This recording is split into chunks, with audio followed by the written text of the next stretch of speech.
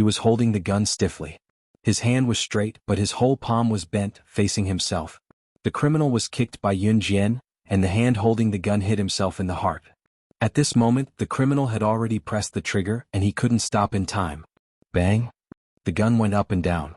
The criminal fired the gun, hit himself in the fatal point, and fell to the ground on the spot. Before he died, he let out a frightened sigh. This is impossible. There was actually such a little girl in the world who could break his wrist in the fastest speed and make him kill himself. Her speed was even faster than a gun. However, the criminal had already fallen to the ground after saying the last word. Before the criminal fell to the ground, Yun Jian caught the gun that he let go and sneered. So weak. Chapter 1150. When the surrounding criminals saw that Yun Jian had killed the criminal holding the gun, they all retreated as if they were planning to retreat. At this moment, the two criminals who had caught Lin Xiaochu and Eliza first had already left with the other criminals at the door when they heard that something was wrong. After Lin Xiaochu and Eliza were taken away by the criminals, they had planned to wait for the criminals in the house to succeed before leaving together. However, when they saw that 3 criminals had died in the house, the criminals saw that the situation was not good and retreated first. Meanwhile, Lin Xiaochu and Eliza had their mouths covered and their mouths grabbed by the criminals. When the two of them saw the terrifying scene just now, they could not even make a sound. Especially Lin Xiaochu. Her mouth was covered by a criminal with hair on his hands, and she almost vomited in disgust. However, she still saw Yun Jian's shocking methods just now. That ruthlessness. Lin Xiaochu had always been proud that she, Hu Chirui, and the others were members of the university's taekwondo club. Therefore, she was not afraid of being robbed on this trip at all. Firstly, it was because they knew taekwondo. Lin Xiaochu believed that she was not weak, and Hu Chirui's taekwondo level had already reached Black Dan 3.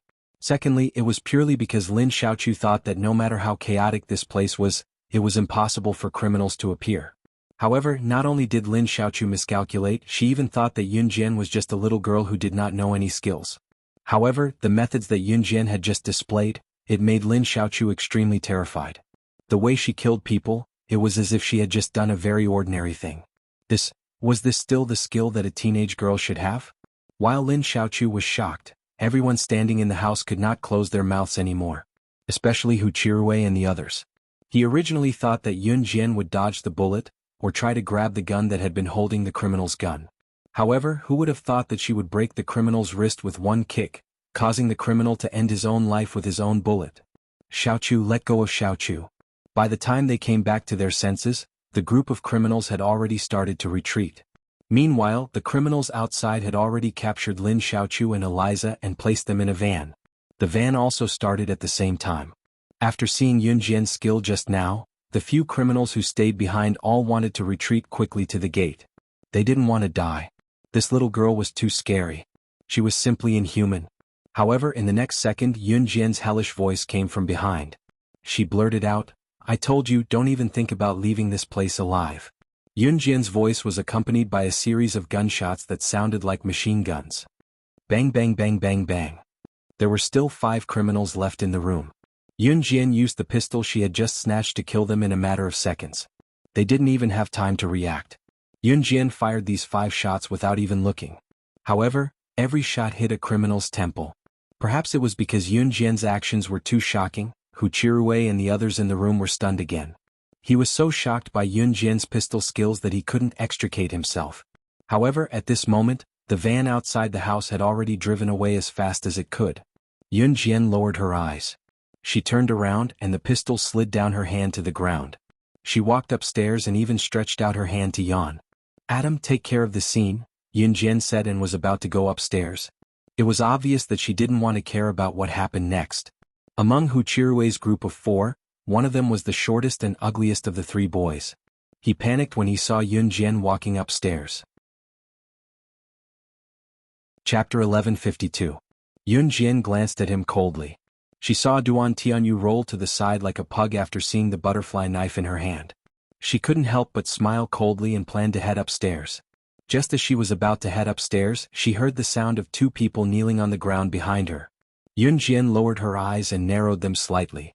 She turned around and saw the owners of this hotel, who were Eliza's parents, kneeling in front of her.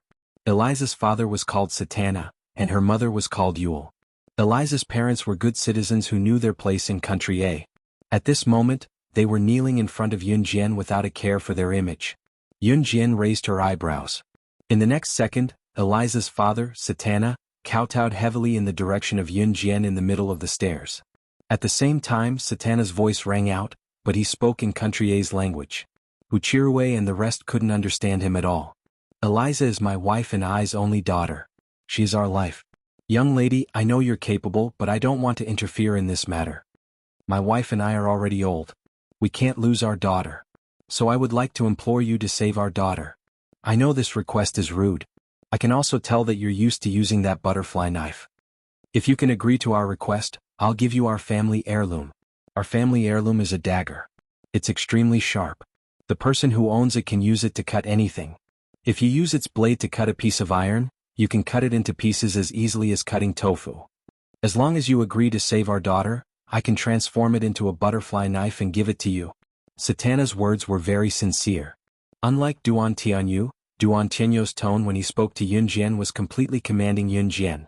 However, Satana knelt in front of Yun Jian and used his family heirloom to exchange with Yun Jian. After hearing Satana's words, Yun Jian's heart was moved. As an assassin or a special agent, it was undoubtedly very attractive to have a legendary artifact in their hands. Yun Jian had only heard of the kind of knife that Satana was talking about. According to the current level of science, it was still impossible to figure out how to make a knife so sharp. However, there were people who had excavated this kind of incomparably sharp knife from ancient ruins. Legend had it that this knife could easily cut through iron like tofu. It was just that Yun Jian didn't expect Satana's house to have it. Previously, Satana had not mentioned the family heirloom because he was afraid that someone would steal his family's saber. However, he had no other choice now. Eliza was his only daughter. If he allowed Eliza to be taken away like this, he didn't know if she would be sent back. He would rather give his family heirloom to the girl in front of him.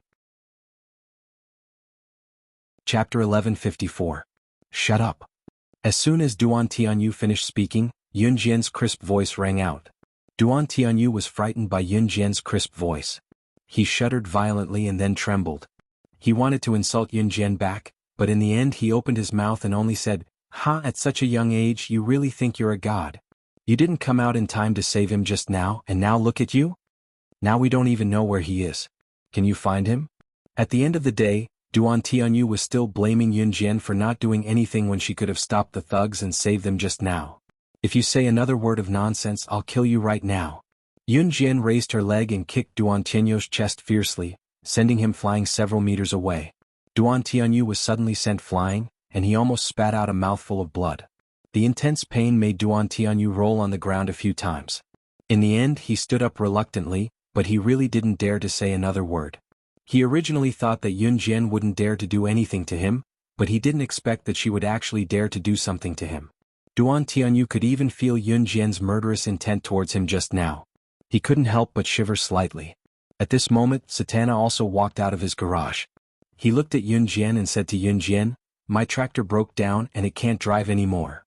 After hearing Satana's words, Yun Jian lowered her eyes. Because it was already a moonlit night, the bright and beautiful moonlight still faintly shone down, brightly illuminating the sand on the ground. Yun Jian could clearly see the tracks on the sand. "Then we'll walk," Yun Jian said to Satana. As she spoke, her eyes were fixed on the sand from beginning to end. There were almost no cement roads in Country A because there were many deserts in Country A, so the most common road here was sand. Yun Jian looked at the sand on the ground, then she pointed in a direction and said to everyone, "Let's go this way." "Why did you go that way? What if you went the wrong way?" Duan Tianyu had just been beaten up and learned his lesson. Just as he was about to continue speaking, he suddenly remembered how he had been beaten up by Yun Jian. Duan Tianyu shuddered and shut his mouth. "There are traces of the car's tires running over the sand. If we follow the trail, we'll definitely be able to find it." Wuxia was obviously smarter than Duan Tianyu. He quickly explained. As they spoke, the group of people had already run over there. That group of people is now in Hasa village. "They won't go far," Yun Jian, who was walking in front, suddenly said.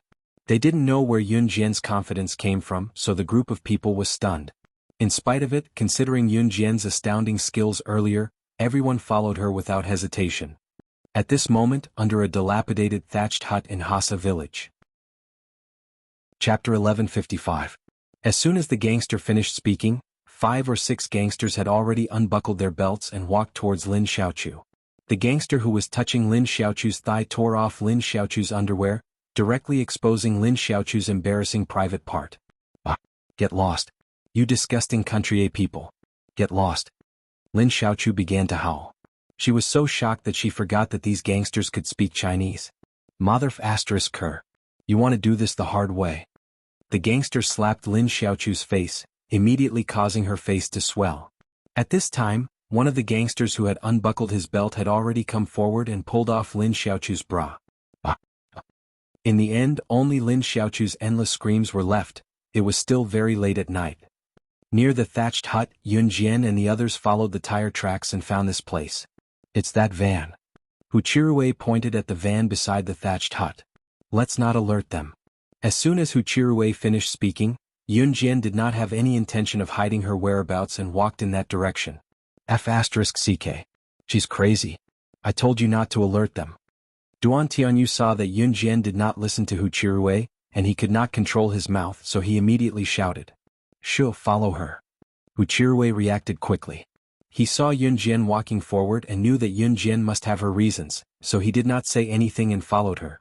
On the other side, Yun Jian had already arrived in front of the thatched hut. The door of the thatched hut was only covered by a piece of old wooden board. Standing outside the hut, they could hear Lin Xiaochu's low moans from inside the hut. The candles in the hut flickered. When Yun Jian heard the sound, she knew what was going on inside the hut. She lifted her leg and kicked open the old wooden door. As soon as she entered, Yun Jian saw a group of gangsters in front of her wearing only a pair of shorts that covered their lower bodies. They stood by the side and watched with satisfaction as a gangster pounced on Lin Xiaochu's body. Little Chu Lin had been screaming at the beginning, but now she was actually enjoying it a little. When Yun Jian kicked open the wooden door, she was shocked to see the gangsters inside. This group of gangsters did not expect Yun Jian to find this place.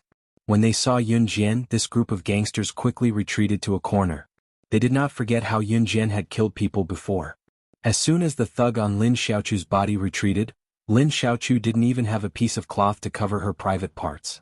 Hu Chirue and Duan Tianyu, who had followed closely behind, also saw this scene. Hu Chirue caught a glimpse of this scene from the corner of his eye. He quickly turned and left. Xiaochu. When Duan Tianyu saw this scene, he roared. However, because he was afraid of this group of gangsters, he did not rush forward. Yun Jian pretended not to see anything. She walked straight to Eliza and untied the rope that bound Eliza.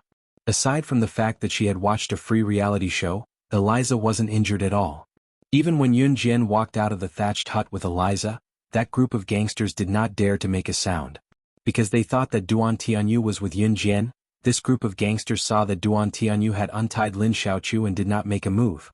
Yun Jian had just walked out of the thatched hut with Eliza when suddenly, the sound of a black Lamborghini came from afar. Finally, the car braked and stopped on the spot. One of the two figures who got out of the car made Yun Jian smile slightly. Country A was a poor country. Hassa village was already considered a big village. A family like Satana's was one of the best in the village. If they could own a tractor, they would be considered rich. Eliza and Satana were stunned by the sudden appearance of this black Lamborghini. Hu Chirue and the others had also never seen such a high-end sports car. They were stunned. Chapter 1156. Satana heaved a sigh of relief when he saw that his daughter was safe and sound. Then he was dazzled by the Lamborghini sports car in front of him. Hassa village was poor, so Satana, who owned a tractor at home, became the richest person in the village. Therefore, when this dazzling black Lamborghini sports car sped over, it simply blinded Satana and Eliza's eyes. Although Hu Chirue and the others were not as exaggerated, they had also never seen such a high-end supercar. They had only seen it in the newspapers before, but they did not expect to see it here. They were immediately dumbfounded and could not help but take a few more glances. As for Duan Tianyu, he was still roaring in the thatched hut. His beloved woman was being sullied by this group of ruffians one after another. His heart was bleeding. After Satana, Eliza, Hu Chirue, and the others saw the two tall men getting out of the dazzling Lamborghini sports car, one of them walked over. One of them went to Yun Jian while the other followed closely behind the younger and more handsome man. There's no signal here. How did you find this place? After Yun Jian saw Ce, she walked over without waiting for Ce to come up to her. Then she took the initiative to stand in front of Ce and asked in a soft voice. When Ce saw Yun Jian sticking to him, he smiled and pulled Yunjian into his arms in front of Satana and the others. His originally sharp black eyes instantly restrained, like a wild falcon suddenly seeing something it liked. In the blink of an eye, he restrained his sharpness and revealed his most gentle expression. Seeing this scene, the few people who were standing in the distance were obviously shocked by Siyi's mysterious and strong aura. When they saw Siyi's gentleness toward Yunjian, they were a little stunned. He gave off the feeling that he was an innate powerhouse. The people present could only watch from afar and could not get close. But when he faced Yunjian, that kind of aura was instantly restrained. It was as if he was holding a beloved treasure. Even the gaze he looked at Yunjian with was full of doting. Ce unconsciously held Yunjian's small hand, then said to Yunjian in the most gentle tone, "Before you guys came, Adam sent me the location. I found Adam and he told me what happened just now." Obviously, Ce had followed the tire tracks of the van to find them. Yunjian nodded lightly. At this moment, Ce had already pulled her into his arms. "Sen, kill everyone here." When Ce raised his head, his gaze shifted from Yunjian to Satana and the others in front of. His eyes suddenly he looked at Satana and Huchirue as if he was looking at a dead man. Was this man crazy? Satana and Huchirue thought that since Ce was with Yunjian he was one of them. They did not expect Ce to say such a thing. Kill everyone here? Don't kill them. Kill the group of criminals in the house. Chapter 1157. Because they were suppressed by Ce's aura, no one present dared to utter a single word. After Sen killed the group of thugs in the house, he walked out. Similarly, he didn't utter a single word, but he gave everyone present a bone-chilling feeling. At this moment, Sen directly walked in front of Ce and expressionlessly said to Ce, "Young master, they've all been silenced." After saying this, Sen threw the blood-stained knife in his hand onto the ground with a "pa" sound. This action caused everyone present to tremble and jump in fright. It felt as if killing the group of thugs in the house, killing a group of living people was a very ordinary thing. Ce indifferently replied. Then he grabbed Yunjian's small hand and walked towards the Lamborghini sports car. "Take care of the scene." Ce left these 5 short words. He tugged Yunjian toward the Lamborghini. They were halfway there when Lin Xiaochu's fearless voice came from behind them. "What the hell? She clearly could have saved me, why didn't she save me just now? It's her, it's all her fault that I was." Lin Xiaochu pointed at Yunjian's back and screamed. At this moment, her feelings were extremely complicated. Lin Xiaochu had a boyfriend before, so she wasn't a virgin anymore.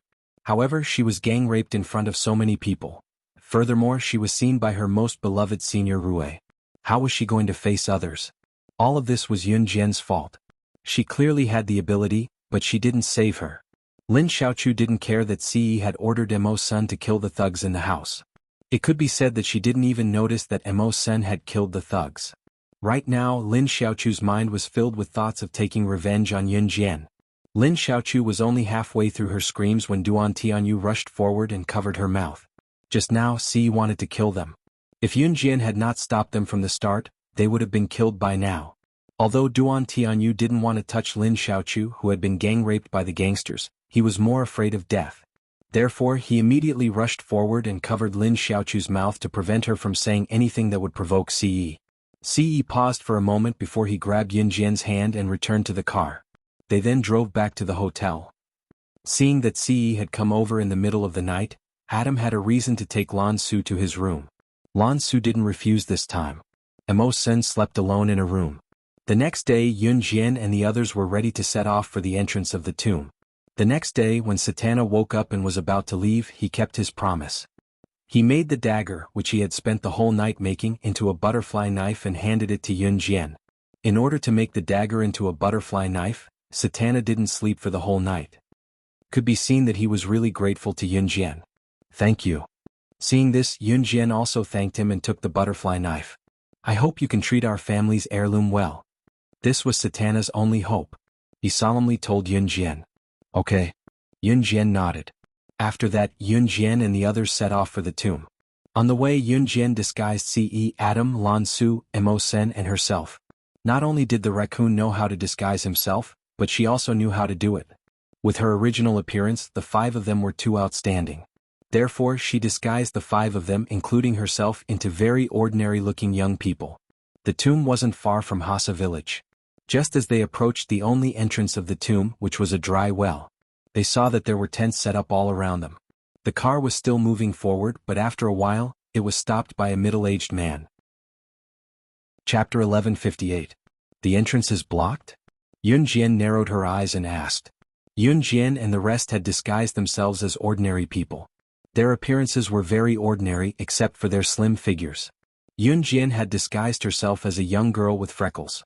Her appearance was very ordinary, the kind that people would not be able to remember even if they looked at her 100 times in a crowd. However, her sharpness did not diminish at all. Yes, the middle-aged man stopped Yun Jian and the rest out of kindness and spoke to them politely. After a pause, the middle-aged man introduced himself and then explained in detail, "My name is Lu Guodong and I'm an archaeologist. Half a year ago, I heard from the people who went into the tomb that there were no more treasures down there, so many people came out. Alright, I believe you've heard of the rumor that the tomb only allowed people to enter but not leave. Later, the rumor was dispelled by a young girl, and that young girl brought everyone out of the tomb. Only a small number of people were still unwilling to come out. But I heard that there were no treasures down there. About 2 months ago, someone found a jade pendant down there, and said that it was an ancient relic. So everyone came here to look for treasures again. It's a pity that they didn't find anything. Who would have thought that there would be a flood 3 days ago, and the huge rocks on the mountain collapsed and blocked the dry well at the entrance of the tomb. The people down there can't come up and we can't go down either. But don't worry, the excavating engineer said that they can reopen the entrance in 10 days, haha." The middle-aged man, who was the archaeologist named Lu Guodong, was obviously a warm-hearted person. So even if Yun Jian and the rest did not ask, he still told Yun Jian and the rest in detail. What Lu Guodong did not know was that it was Yun Jian who had cracked the rumor of only entering but not exiting the tomb that he was talking about and brought the people out. When Yun Jian first came out of Yulong mainland, the people who were waiting for the stone door to open in the Xanadu, which was as big as a sports field in the tomb, saw that there were no treasures inside and followed Yun Jian out. Everyone thought that they had waited in vain. Only a small number of people remained in the distance. In the end, 2 months ago, someone found a jade pendant. That jade pendant was an ancient relic and was quite valuable. Therefore, people from all over the world who had lost interest in exploring the tomb once again flocked to the tomb. However, an accident 3 days ago had blocked the entrance to the tomb, which was the dry well. That was why Lu Guodong and the others pitched their tents near the dry well and waited for the engineers to open the entrance before swarming down. Yun Jian understood Lu Guodong's words. Since the entrance was blocked, they really couldn't go down. Chapter 1159. He Shaoqin, it's not easy. Finally, there's a girl who looks more attractive than you. Ah. Sitting not far away from Fang Shaoqin, a rather pretty woman wearing a pair of short jeans and dressed very fashionably said to Fang Shaoqin in a strange tone. The girl who looked more attractive than Fang Shaoqin was none other than Yun Jian. The word attractive was also a very indirect mockery that Yun Jian was uglier than Fang Shaoqin. Yin, how can you say that about other girls? This will hurt other girls' self-esteem. Fang Shaoqin almost shouted in joy when she heard the fashionably dressed woman's words. However, Fang Shaoqin still had a smile on her face. Right, I still don't know your name, Fang Shaoqin asked cheerfully as she went up to Yun Jian. Yun Jian only lowered her eyes slightly and did not answer. She was too lazy to respond. Fang Shaoqin saw Yun Jian's attitude towards her and frowned very obviously. She was disgusted by Yun Jian's action of ignoring her for a while. However, when she thought that she had a lot of face standing in front of Yun Jian and could prove that she was not the ugliest in the group, she did not fuss about it.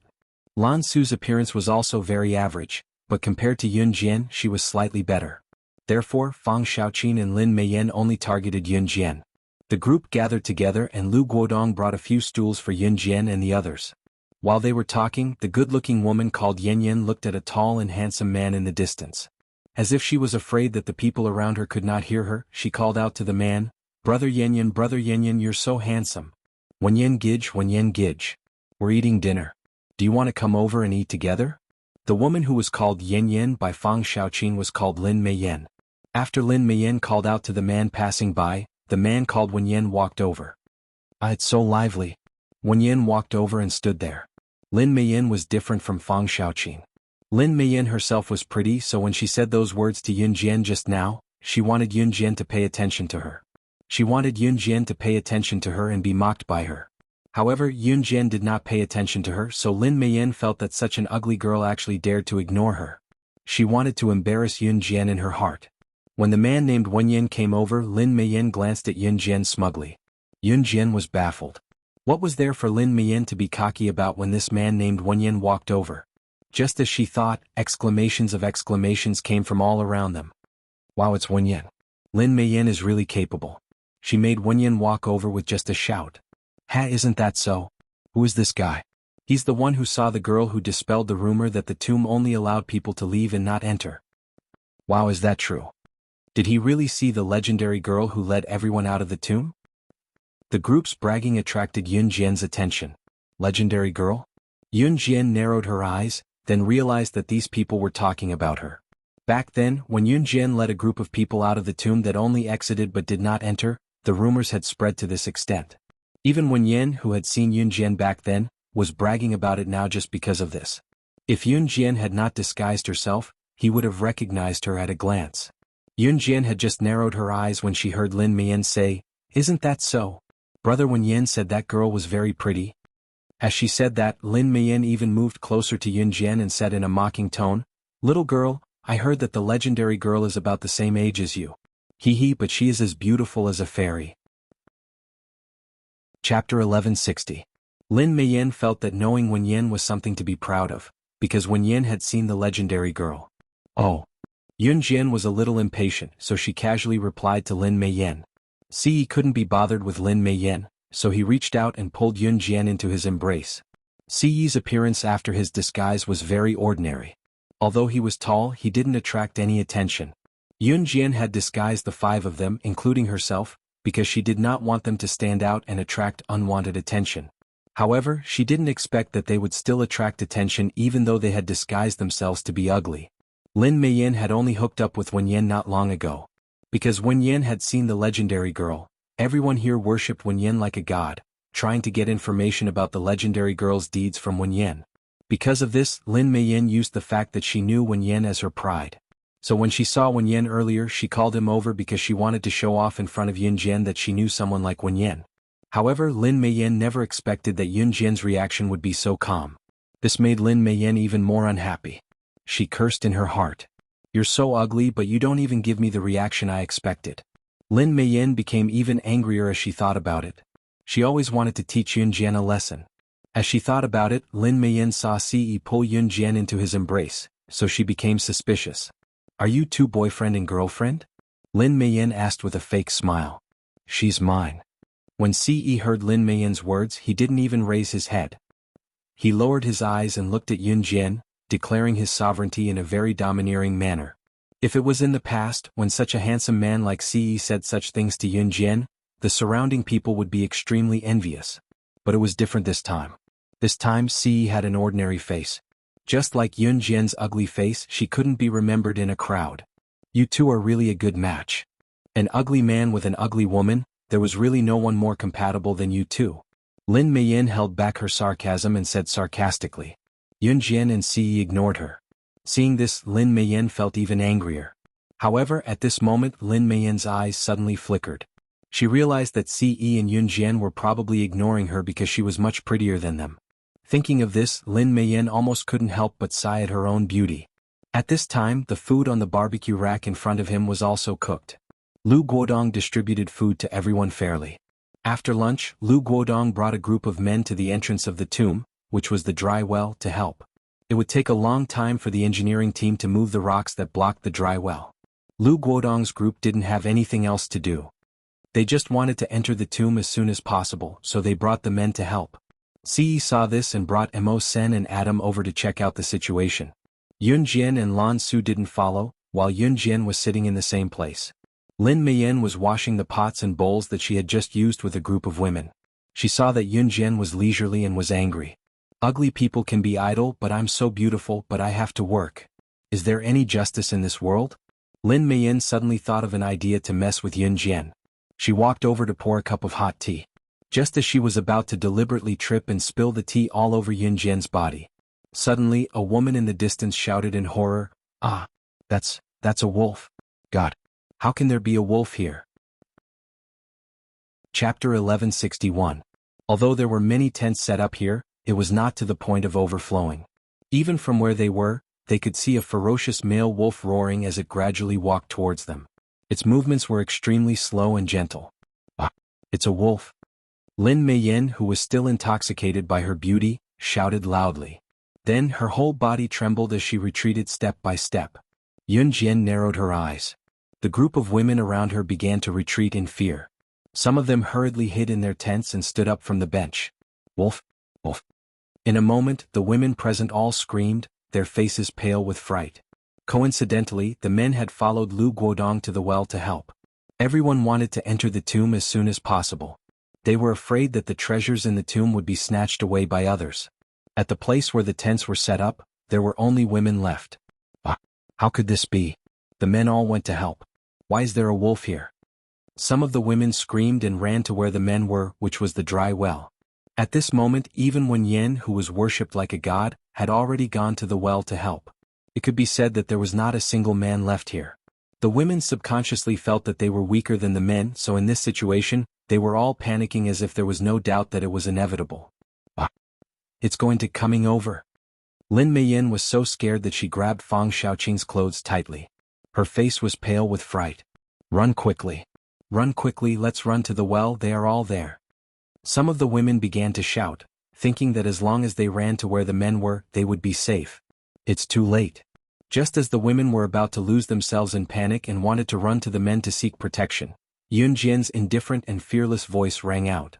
What do you mean it's too late? Do you want us all to die here? How can you be so vicious?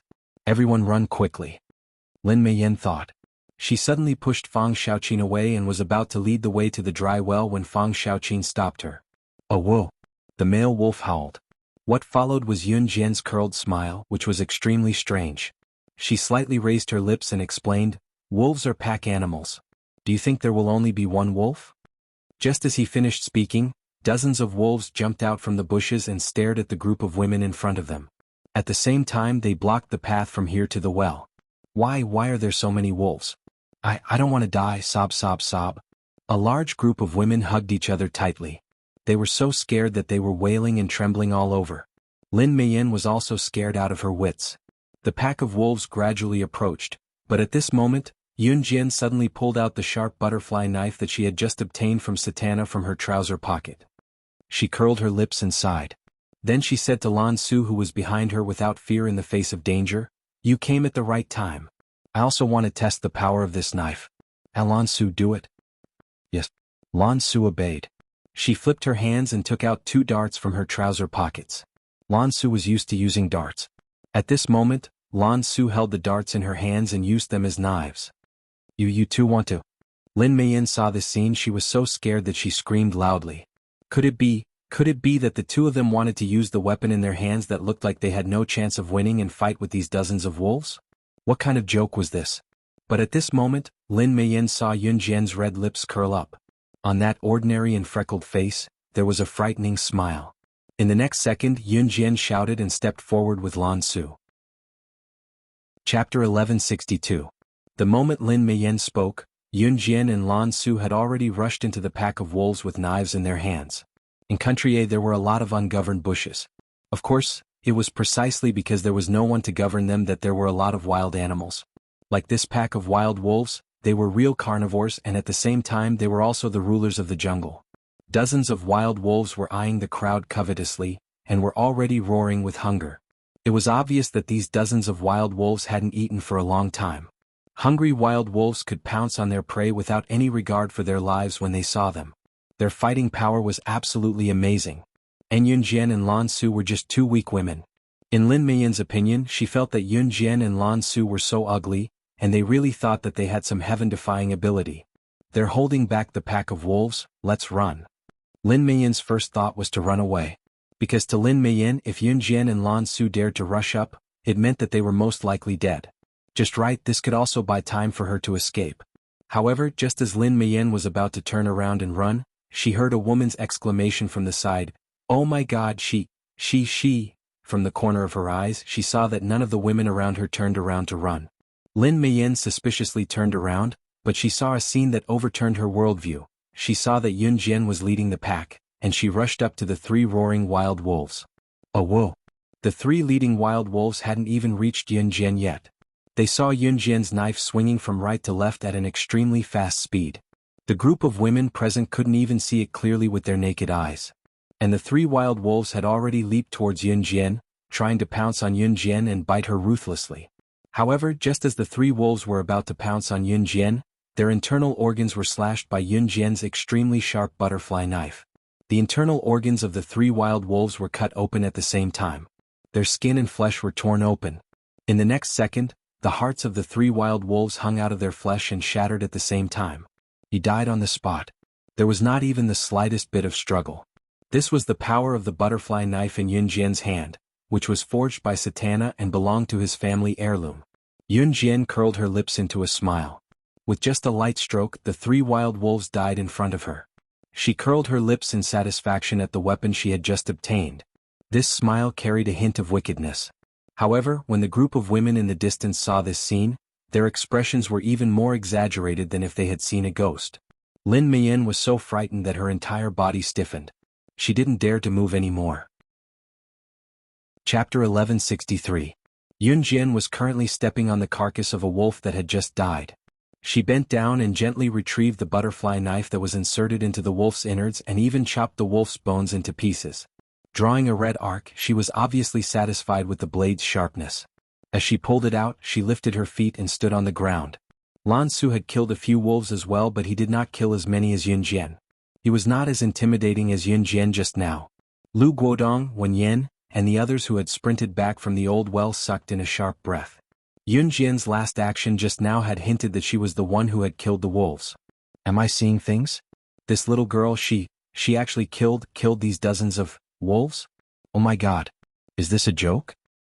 There are so many wolves. Even if we made it back in time, we'd have to fight to subdue them. But she and another little girl, these 2 little girls, had actually killed dozens of wild wolves. This was a joke. The people around them began to chatter, their faces draining of color as they spoke. As for the women, they were too frightened to utter a word. The wolves just now had given them too much of a shock. Ce, who had returned from the old well with Adam and Mo Sen, was obviously not worried that something would happen here. Dozens of wolves were ferocious, but to his Xiao Jian, they were completely harmless. Yun Jian stood in the middle of a pack of wolf carcasses, surrounded by the fresh blood of the carcasses. Even an adult man with strong willpower would be so shocked by the gory scene that he felt nauseous.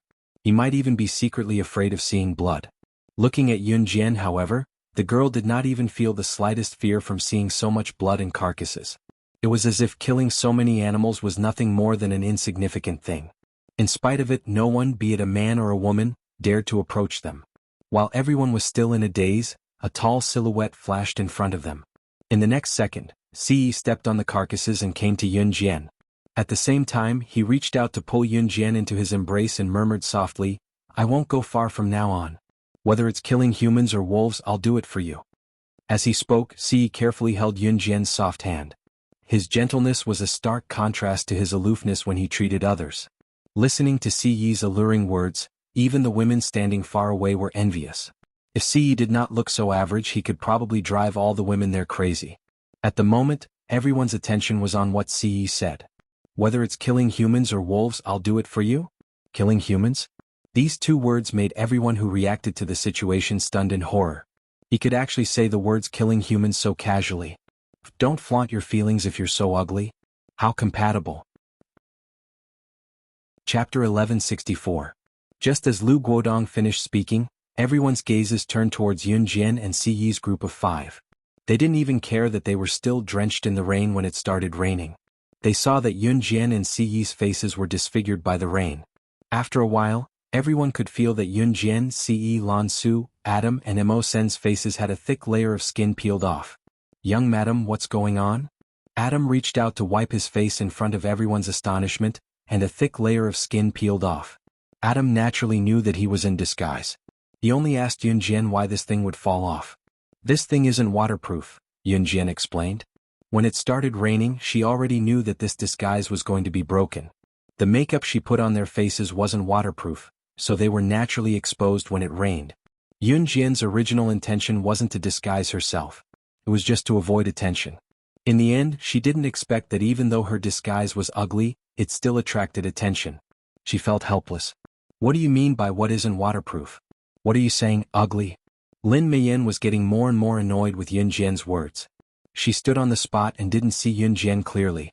However, when she heard Yun Jian's beautiful voice, she thought that the heavens had given Yun Jian a beautiful voice, but didn't give her a beautiful face. How great would it be if she had such a beautiful voice? That way she would become a beautiful woman with a beautiful voice. However, just as Lin Meiyan finished speaking, she saw Yun Jian use the rain to wipe her face. Then, she revealed a face that was completely different from the one that was so ordinary that no one would be able to recognize her. This face was very delicate and pretty, exquisite to the extreme, small and beautiful.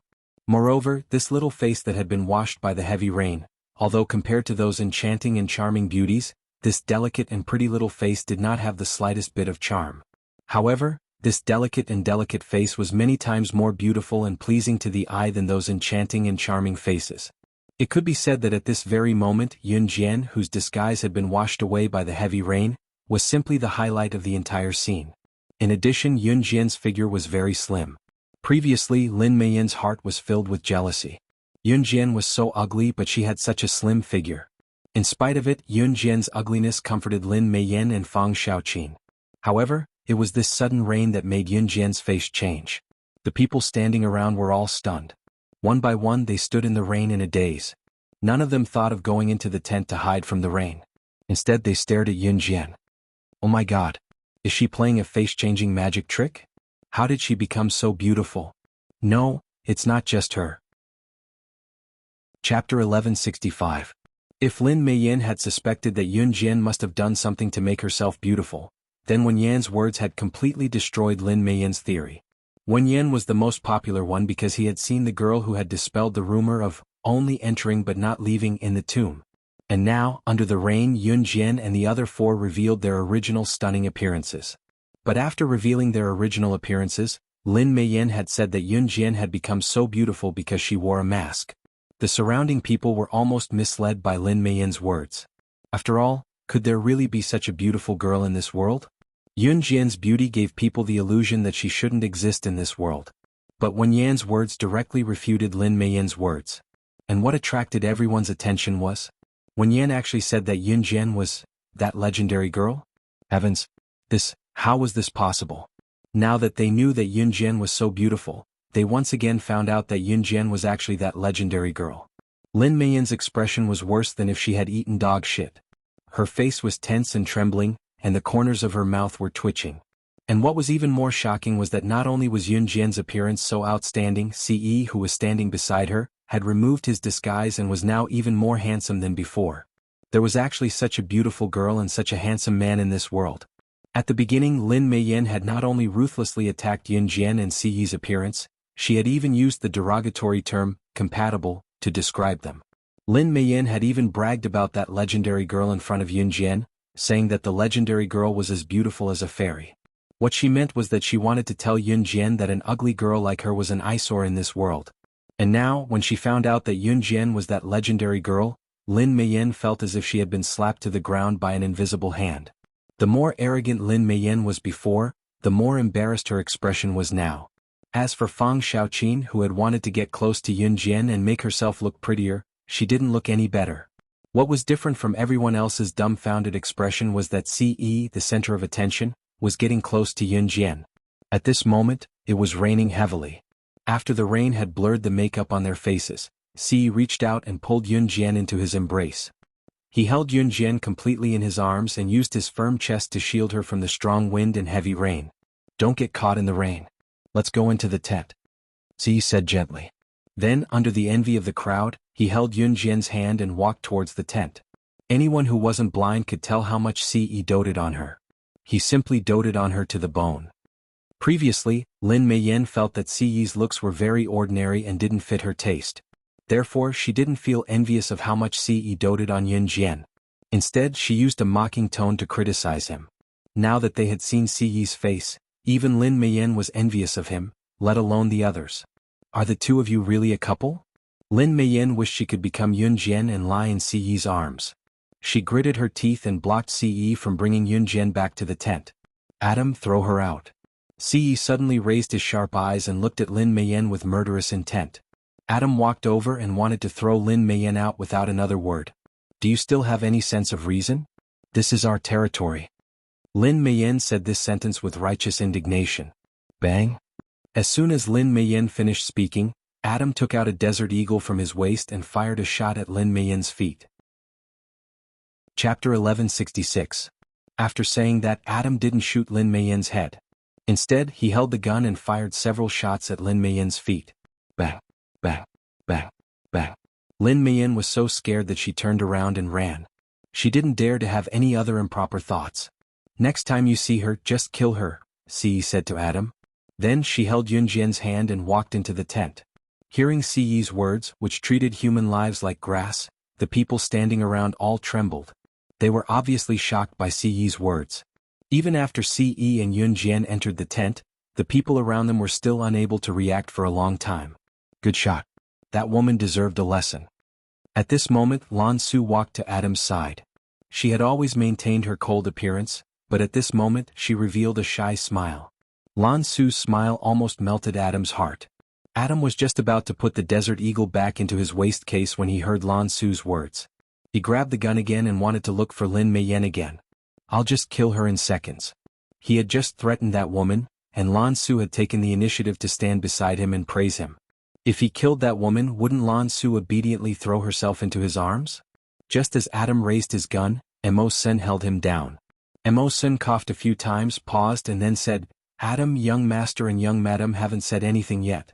Don't be impulsive. Mo Sen was Adam's biological brother, but he never called him brother. Normally he even used strict requirements to reprimand Adam. But in fact, everything Mo Sen did was for Adam's good. Lan Su saw the interaction between Mo Sen and Adam and she couldn't help but laugh. A second later, Lan Su immediately restrained her smile. She pretended to be cold and walked towards a small stream. I'm going out for a walk. After saying something to Mo Sen and Adam, Lan Su braved the rain and walked forward. Where are you going? Rushing out without an umbrella. Adam frowned.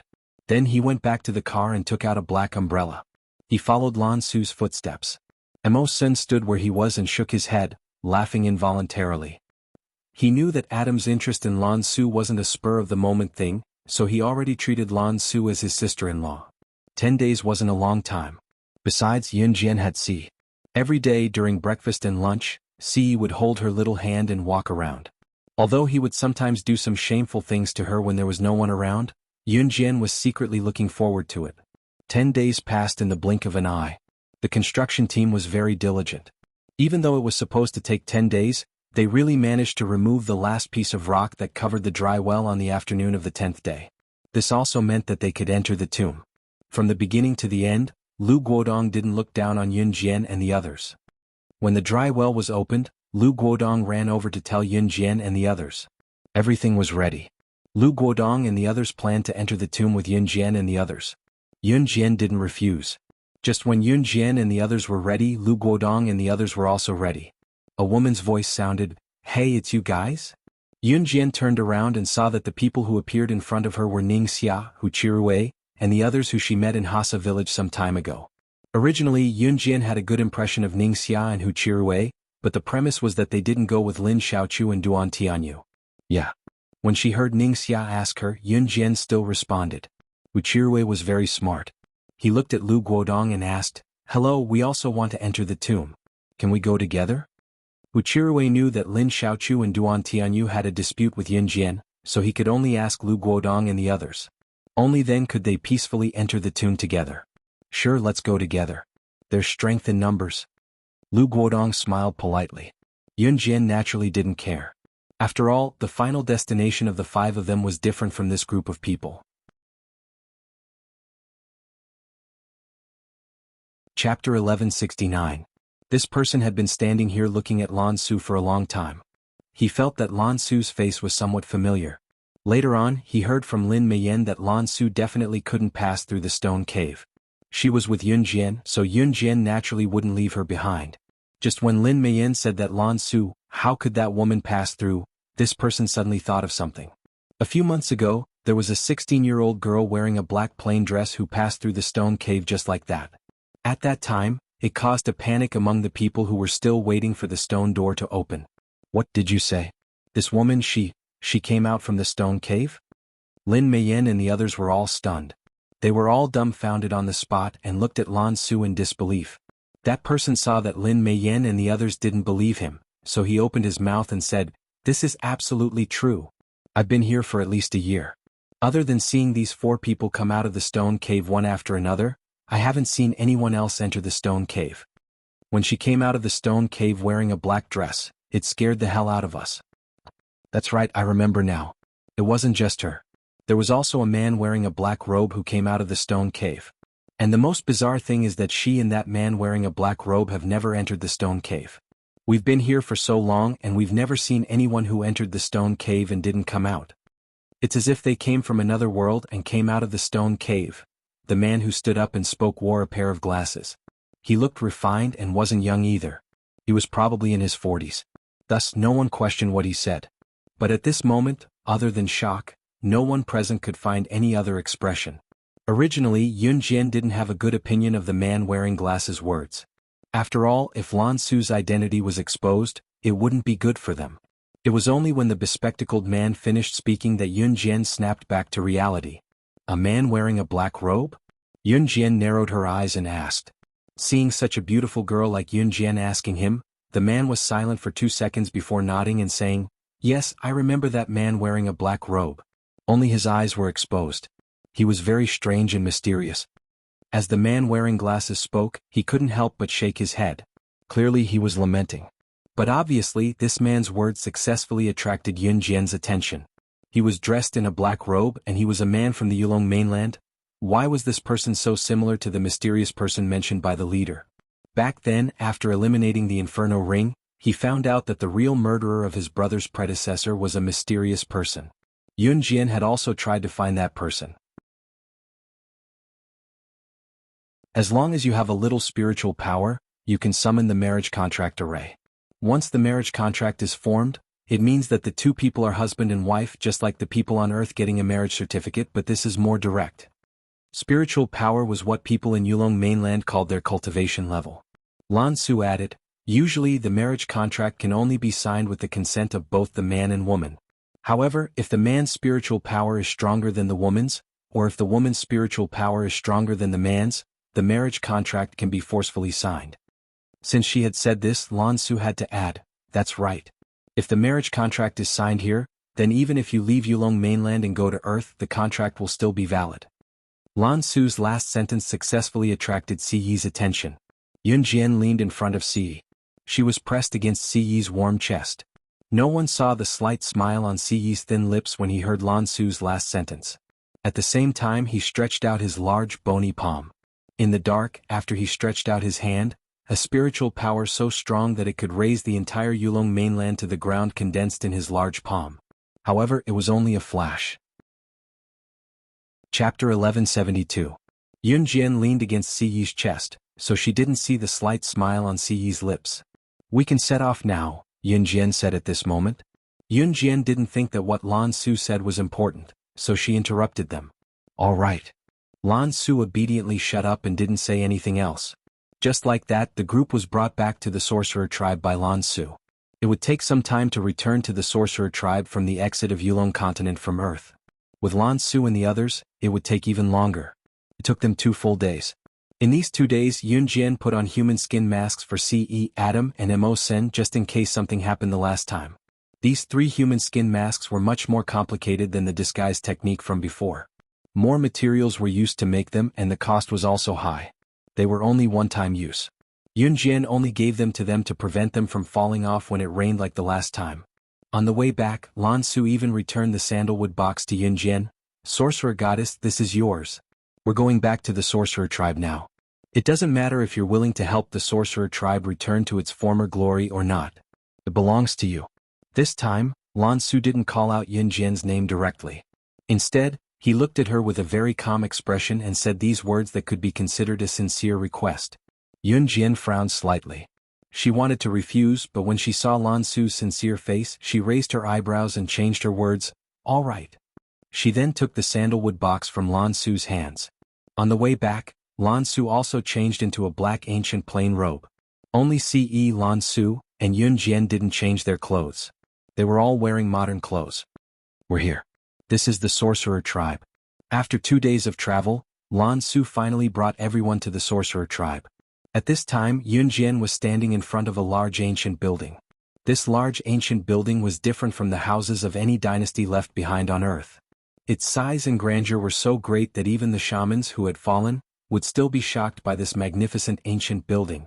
The entire hall of the sorcerer tribe was covered by a layer of darkness. If there were any experts or scholars here, their eyes would probably pop out of their sockets. This was because the main hall of the sorcerer tribe had been built for thousands of years without any cracks. More importantly, the main hall of the sorcerer tribe was not built with any soil or cement that existed on Earth. Judging from its composition, it was easy to tell that it did not belong to Earth. The first thing Yun Jian saw when she raised her head was a huge crystal ball lying on the ground in front of the large building, which was also the front of the sorcerer tribe's main hall. No one was taking care of it. It wasn't that no one was taking care of it, but that no one dared to take care of it. That was something left behind by the sorcerer god. Let's go in. Lan Su took a deep look at the shattered pieces of the huge crystal ball, then led the way in. Yun Jian replied softly. Thus the group continued to move forward. However, before they could reach the center of the sorcerer tribe's main hall, a group of people around the same age as Lan Su stopped Lan Su. They were dressed in black ancient clothing. The leader of the group was a clean-looking young girl. At this moment she was boldly blocking Lan Su's way. This young girl was different from Lan Su. She was born not long ago, but Lan Su had lived for thousands of years. She, as well as the group of young boys and girls behind her, had never seen the sorcerer god's true appearance. Thus, when the young girl saw Yun Jian, she was only stunned by her beautiful appearance. However, the young girl looked at Ce and the other two indifferently. Finally she looked at Lan Su and mocked.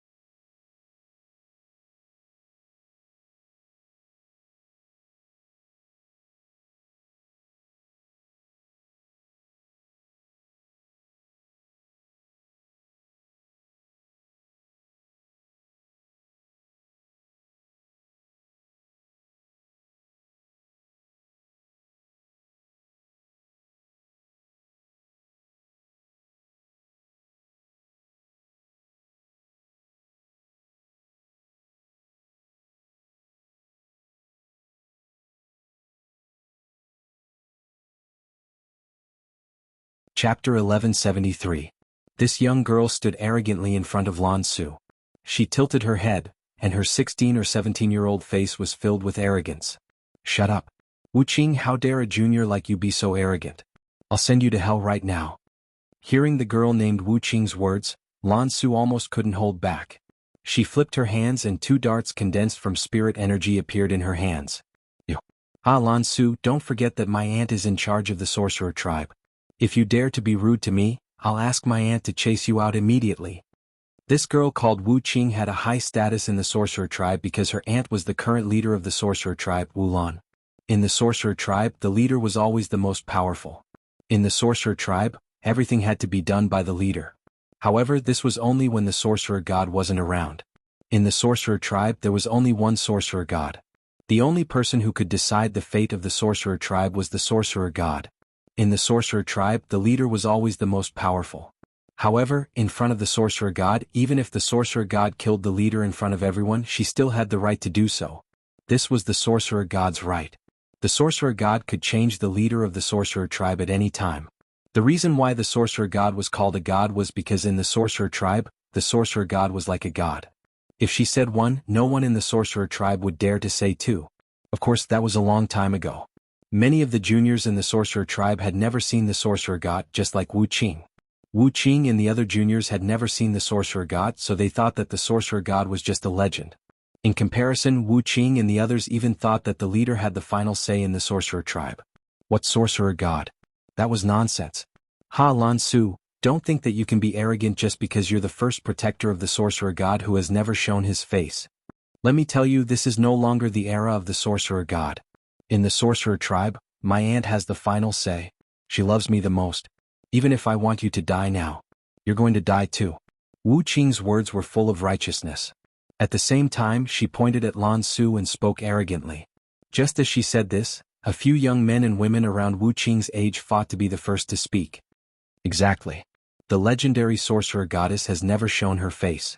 Who knows if she really exists or not? It must be fake.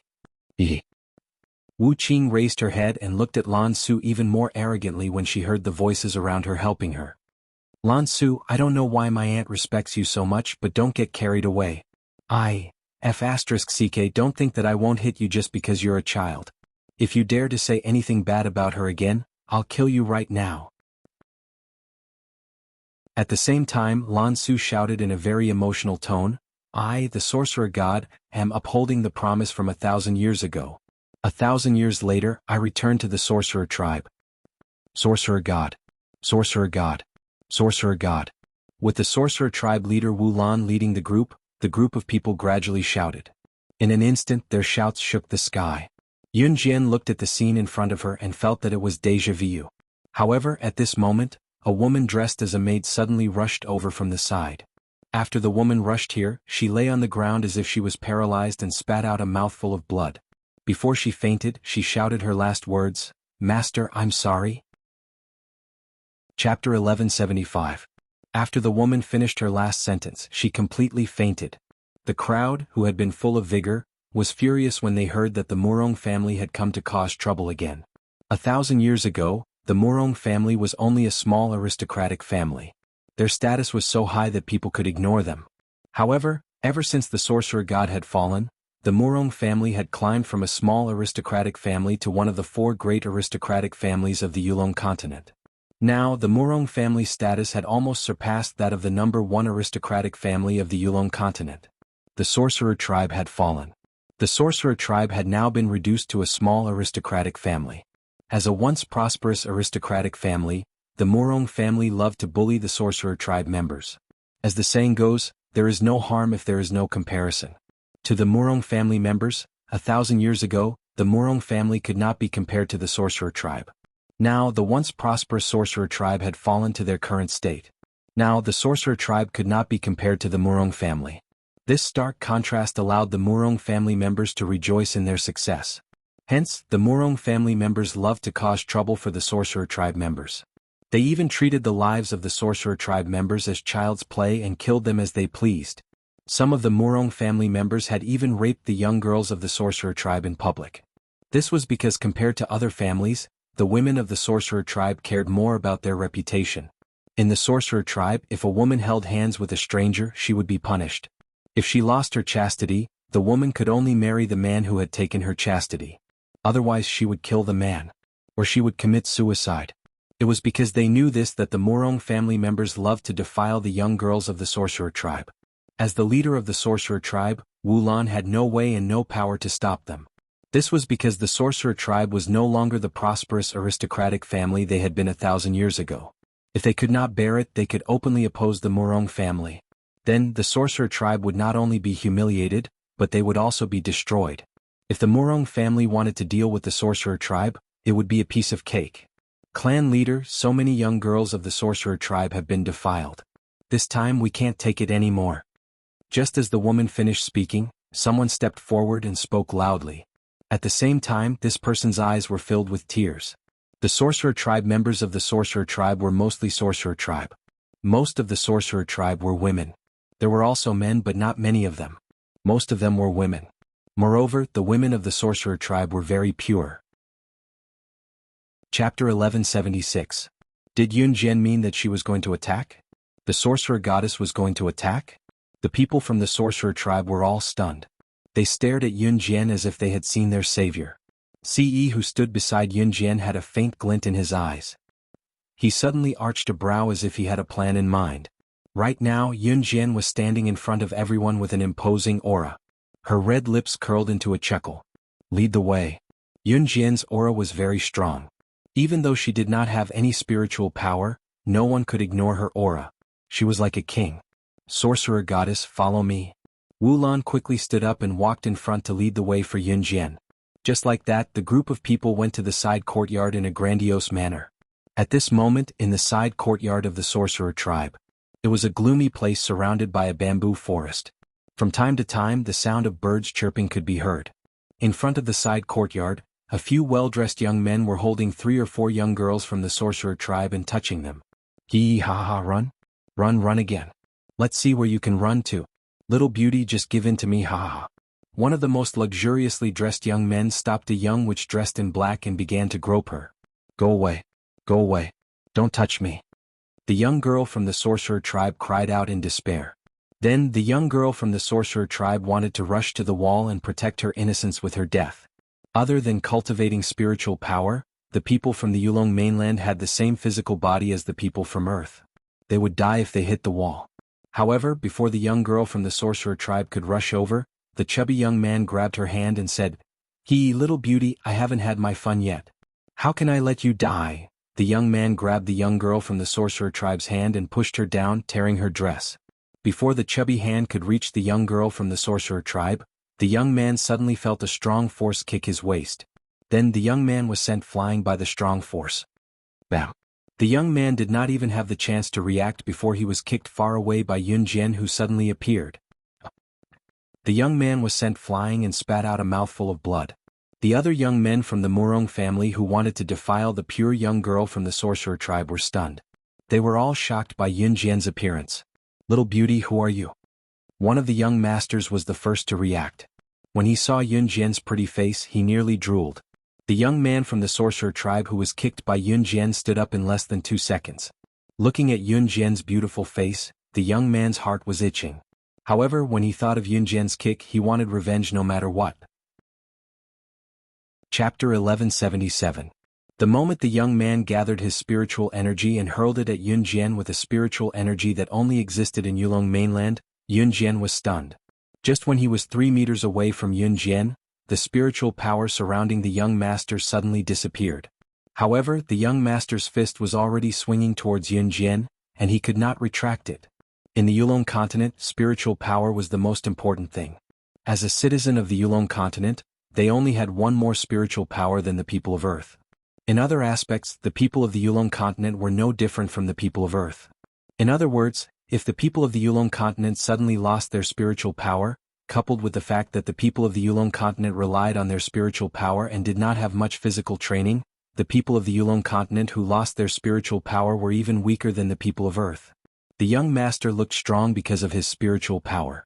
However, when he was less than 3 meters away from Yunjian, his spiritual power suddenly disappeared. It was as if the young master had suddenly become an earthling without spiritual power. He was even weaker than the people of Earth in terms of physical strength. He was even weaker than the people of Earth. For such a person to be in the hands of Yunjian, who was known for her decisiveness in killing, it was easier than killing an ant. Everyone present was dumbfounded. However, in the next second they saw the young master being kicked by Yunjian into a huge rock far away. His internal organs were smashed and he died on the spot. Everyone was stunned by this scene. However, what shocked everyone was that Yunjian's ruthless skills were only one of the reasons. The most important point was that there was only one person in the world who could make anyone from the Yulong continent lose all their spiritual power within 3 meters of them. That person, she was Sorcerer Goddess. Sorcerer Goddess has returned. Sorcerer Goddess, please ensure the prosperity of the sorcerer tribe forever. Sorcerer Goddess. Sorcerer Goddess. In an instant, the people from the sorcerer tribe who came along all screamed. Their shouts shook the sky. Sorcerer Goddess had really returned. Because of Yunjian's move just now, she was able to make anyone from the Yulong continent lose their spiritual power within 3 meters of her. This was the essence of the Sorcerer Goddess.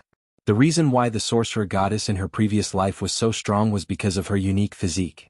As for the second reason, it was because of her strong spiritual power. However, Yunjian, who did not have spiritual power, was unrivaled in the Yulong continent. Of course, she could make anyone from the Yulong continent lose their spiritual power within 3 meters of her, turning them into an earthling like her. Based on this alone, Yun Jian was unrivaled in Yulong mainland. This was the sorcerer goddess of the sorcerer tribe. She was the reason why she was strong. The sorcerer tribe, the sorcerer goddess. At this moment, the young masters of the Murong family looked as if they had eaten dog poop. Who in the sorcerer goddess in the sorcerer goddess?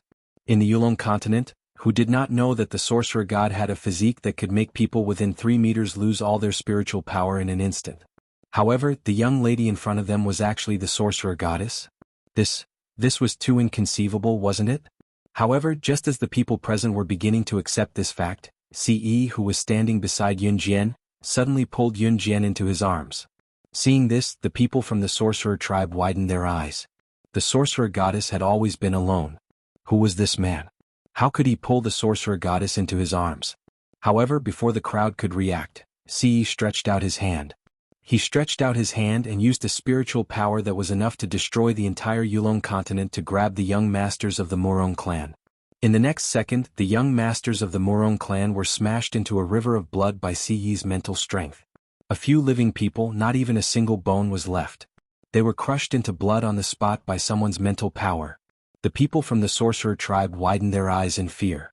It was also at this moment that Ce, who was holding Yun Jian, broke into a smile. His mask was ordinary, but it could not hide his radiance. In the next second, Ce looked at Yun Jian tenderly. His gaze was gentle as he spoke softly in the most pleasant voice in the world, uttering the most touching words. Xiao Jian, I'm willing to use the fall of the Murong clan as a betrothal gift to marry you. After that, a powerful marriage contract formation gathered beneath Ce and Yun Jian's feet to form a 5-star formation and opened up abruptly. It was a force stronger than the sorcerer goddess. Chapter 1178. What did Ce say just now? He said that he was willing to use the fall of the Murong family as a betrothal gift to marry Yun Jian? The first sentence was the main point and the second sentence was also the main point. He actually had the ability to destroy the Murong family? This man actually had the ability to destroy the Murong family? Wu Lan and the surrounding elders were all dumbfounded. After thousands of years of development, the Murong family had flourished to a new level, but Ce actually said he wanted to use the fall of the Murong family as a betrothal gift to marry Yun Jian? He needed to have the ability to destroy the entire Yulong mainland to be able to do that. Unless he came from the god's mainland. As for the second sentence, it was even more unbelievable. He actually wanted to marry the sorcerer goddess of the sorcerer tribe? The sorcerer goddess had found a spouse? The sorcerer goddess, who had been alone for thousands of years, had found a spouse. There was nothing more shocking than this. However, at this moment, no one was more shocked than Lan Su. Ce had a human skin mask on his face, but Lan Su knew that Ce was the Lord Immortal. The Lord Immortal was really going to marry the sorcerer goddess? Lan Su knew about the Lord Immortal. He was a supreme existence in the god's mainland that controlled all the continents. It could be said that in the entire universe, no one was more powerful than the Lord Immortal. The exit from the Yulong mainland to Earth had been created by the Lord Immortal by tearing space apart. This was something that was impossible in the universe, but the Lord Immortal had done it. Under the crowd's gaze, the 5-star light array beneath Ce and Yun Jian's feet grew bigger and bigger. This 5-star light array was the marriage contract array. Under the crowd's gaze, the 5-star light array grew bigger and bigger until its light enveloped the entire world. To be able to cause such a huge light during the marriage contract, it was enough to show that the two people who were going through the marriage contract were kings among men. The light completely enveloped Yun Jian and Ce, and a loud explosion was heard.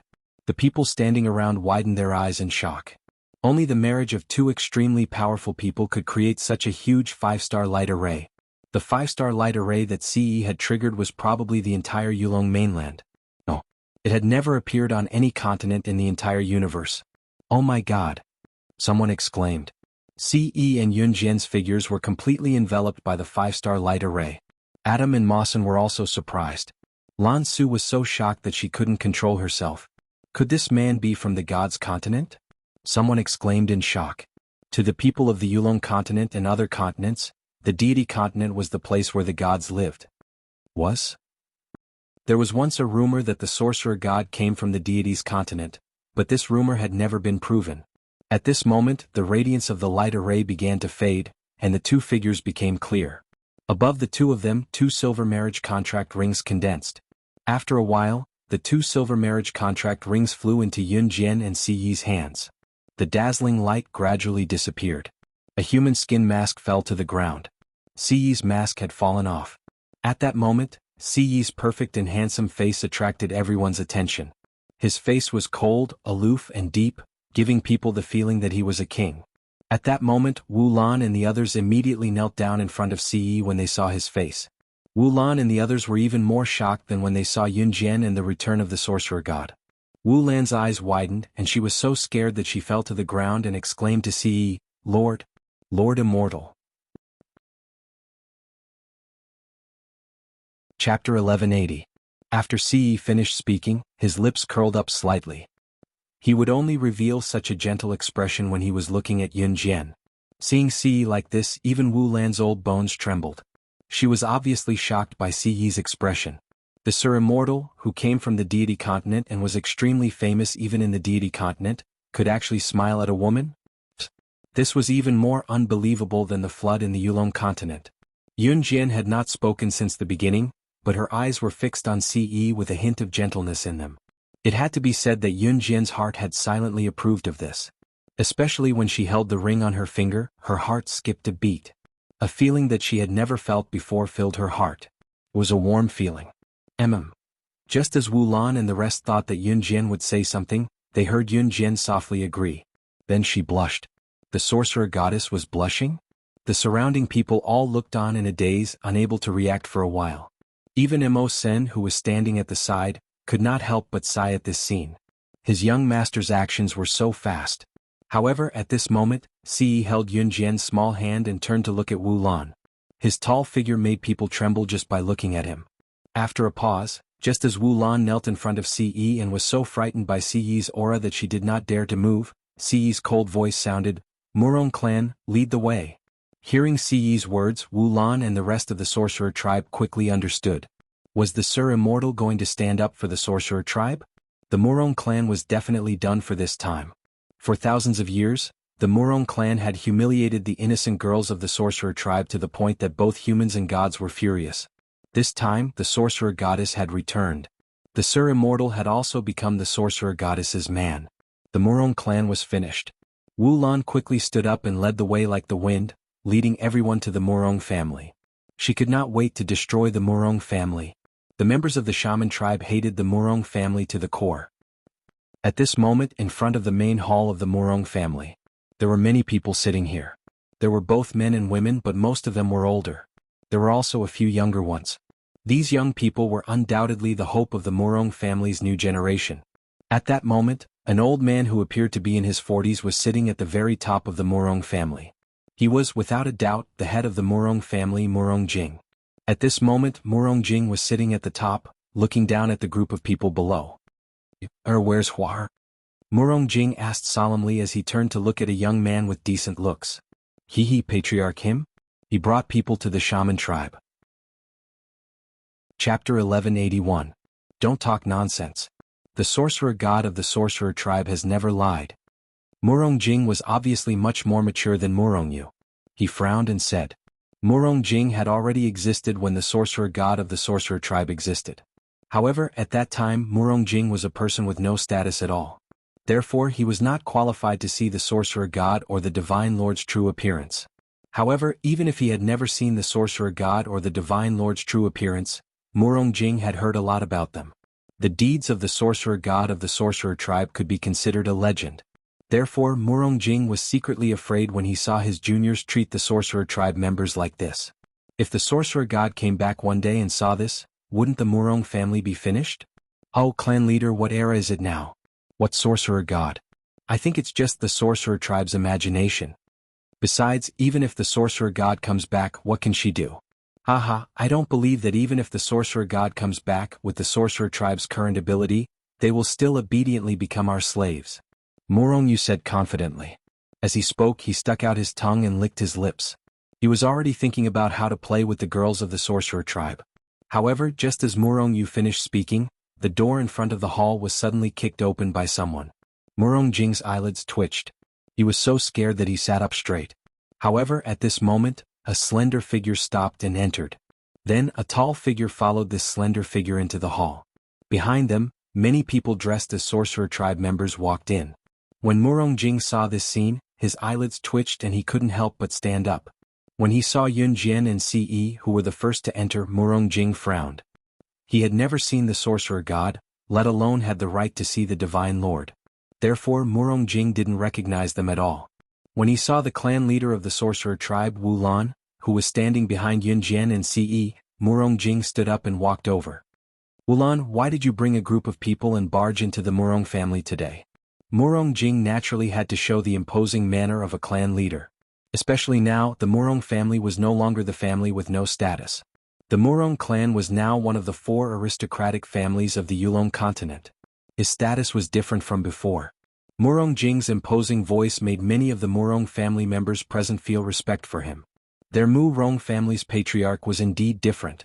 Whether it was in terms of aura or strength, they were not to be underestimated. The Murong clan was indeed a dragon among men. As the Murong clan's influence grew, it wouldn't be long before they surpassed the number 1 family in the Yulong continent and truly became the number 1 family in the Yulong continent.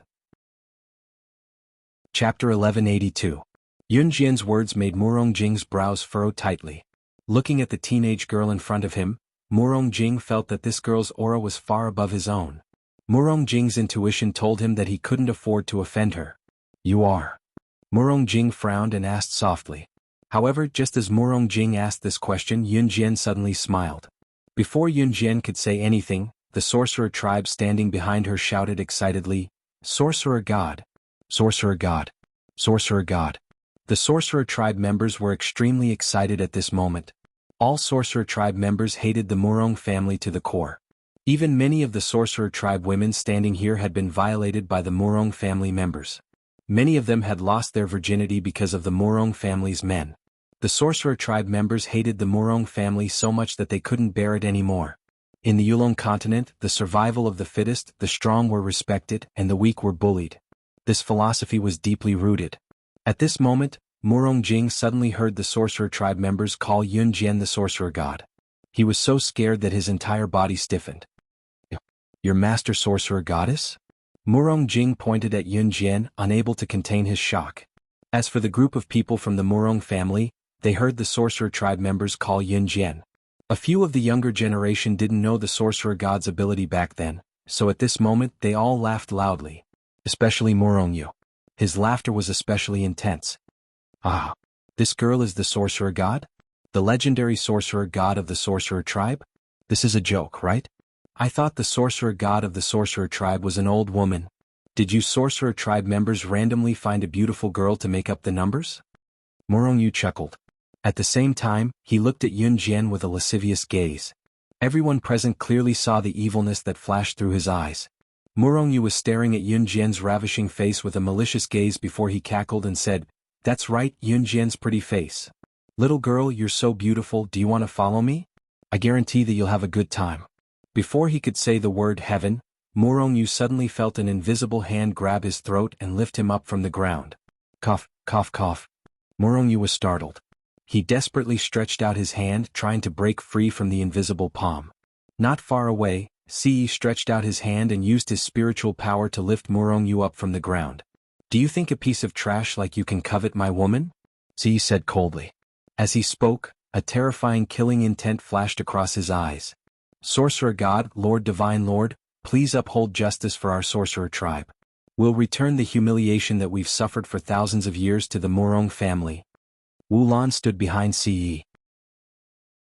At the same time, she directly knelt down in front of Yun Jian and Ce and shouted loudly. Everyone from the sorcerer tribe knelt down in front of Yun Jian and Ce and shouted with all their might. Sorcerer God, Lord Divine Lord, please uphold justice for our sorcerer tribe. We'll return the humiliation that we've suffered for thousands of years to the Murong family. The sorcerer tribe members shouted with all their might. For a moment, their shouts could be said to have broken through the sky. In spite of it, be it Murong Yu who was choked by Ce's mental strength, Murong Jing, the head of the Murong family, or everyone else in the family, all of them were completely stupefied.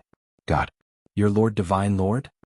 Murong Jing looked at Ce and was so frightened that he knelt down on the spot.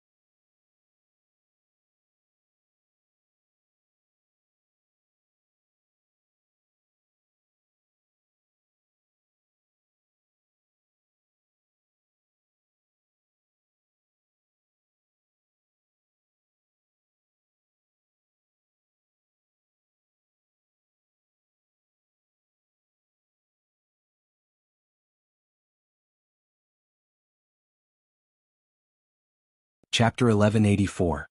Everyone present was shocked by the scene in front of them. Ce had actually crushed a living person so cruelly. Not even his bones were left behind. How powerful must he be to be able to do such a thing? He hadn't even gotten close to Murong Yu's body. He had crushed Murong Yu's entire body from a distance. Clan leaders, save us. Clan leaders, save us. The younger generation of the Murong family all gathered behind Murong Jing and desperately begged for help. They couldn't stop trembling. We were wrong. We won't dare to lay our hands on the sorcerer tribe anymore. Clan leader, please save us. Please save us. The younger generation of the Murong family were so frightened that they almost peed their pants. At this moment, they were all hiding behind Murong Jing and desperately begging for protection. When they had laid their hands on the innocent young girls of the sorcerer tribe, the younger generation of the Murong family had never shown mercy. A cruel, murderous intent flashed in Yunjian's eyes. She had not come to the Yulong mainland for the sorcerer tribe. She had heard that the mysterious person behind the Inferno Ring had come from the Yulong mainland. However, when she saw the sorcerer tribe being humiliated by the Murong family at this moment, she had a sudden urge to wipe out the entire Murong family. It was as if her bottom line had been violated.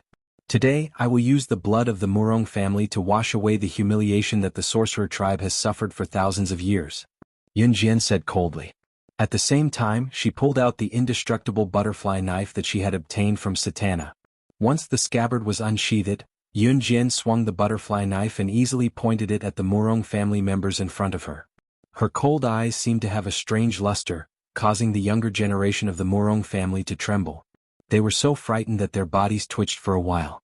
In spite of it, it was not Yunjian's action that alarmed the Murong family. It was...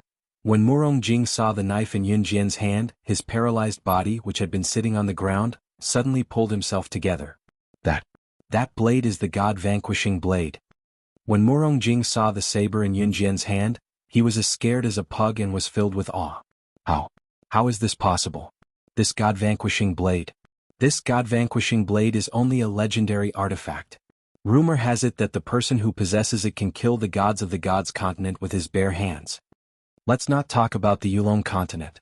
Even in the deity continent, the only one who can resist is probably the Lord Divine Lord. Murong Jing looked at the butterfly knife in Yunjian's hand and was so scared that his whole body twitched. After hearing Murong Jing's words, the people around them all turned pale with fright. Chapter 1185. Yunjian did not notice the gentle look in Siyi's eyes. She was holding the knife with her right hand and was in a daze. The God-vanquishing blade referred to the God-vanquishing blade of this butterfly knife. This was because the original knife was not a butterfly knife, but a dagger.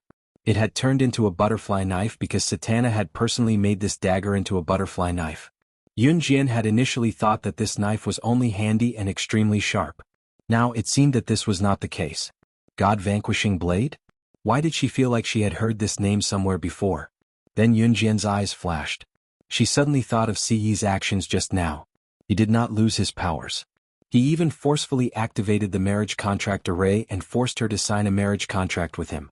Yunjian's face turned slightly red at the thought of this. However, she quickly regained her senses. She was about to ask Siyi when she paused. After all, there were too many people here. Some things were not easy to ask. Furthermore, the Murong family members were still alive and well in this world. When Murong Jing saw the God-vanquishing blade in Yunjian's hand, he felt even more hopeless. He thought about how the Murong family had committed crimes against the sorcerer tribe for thousands of years. Was it really going to fall today? Just as Murong Jing was thinking about this, Wu Lan and the rest of the sorcerer tribe were extremely excited. The sorcerer god had returned with glory. The glorious era of the sorcerer tribe was about to arrive. Sorcerer god, Sir Divine Lord, please uphold justice for the sorcerer tribe. We will return the humiliation that we have suffered for thousands of years to the Murong family.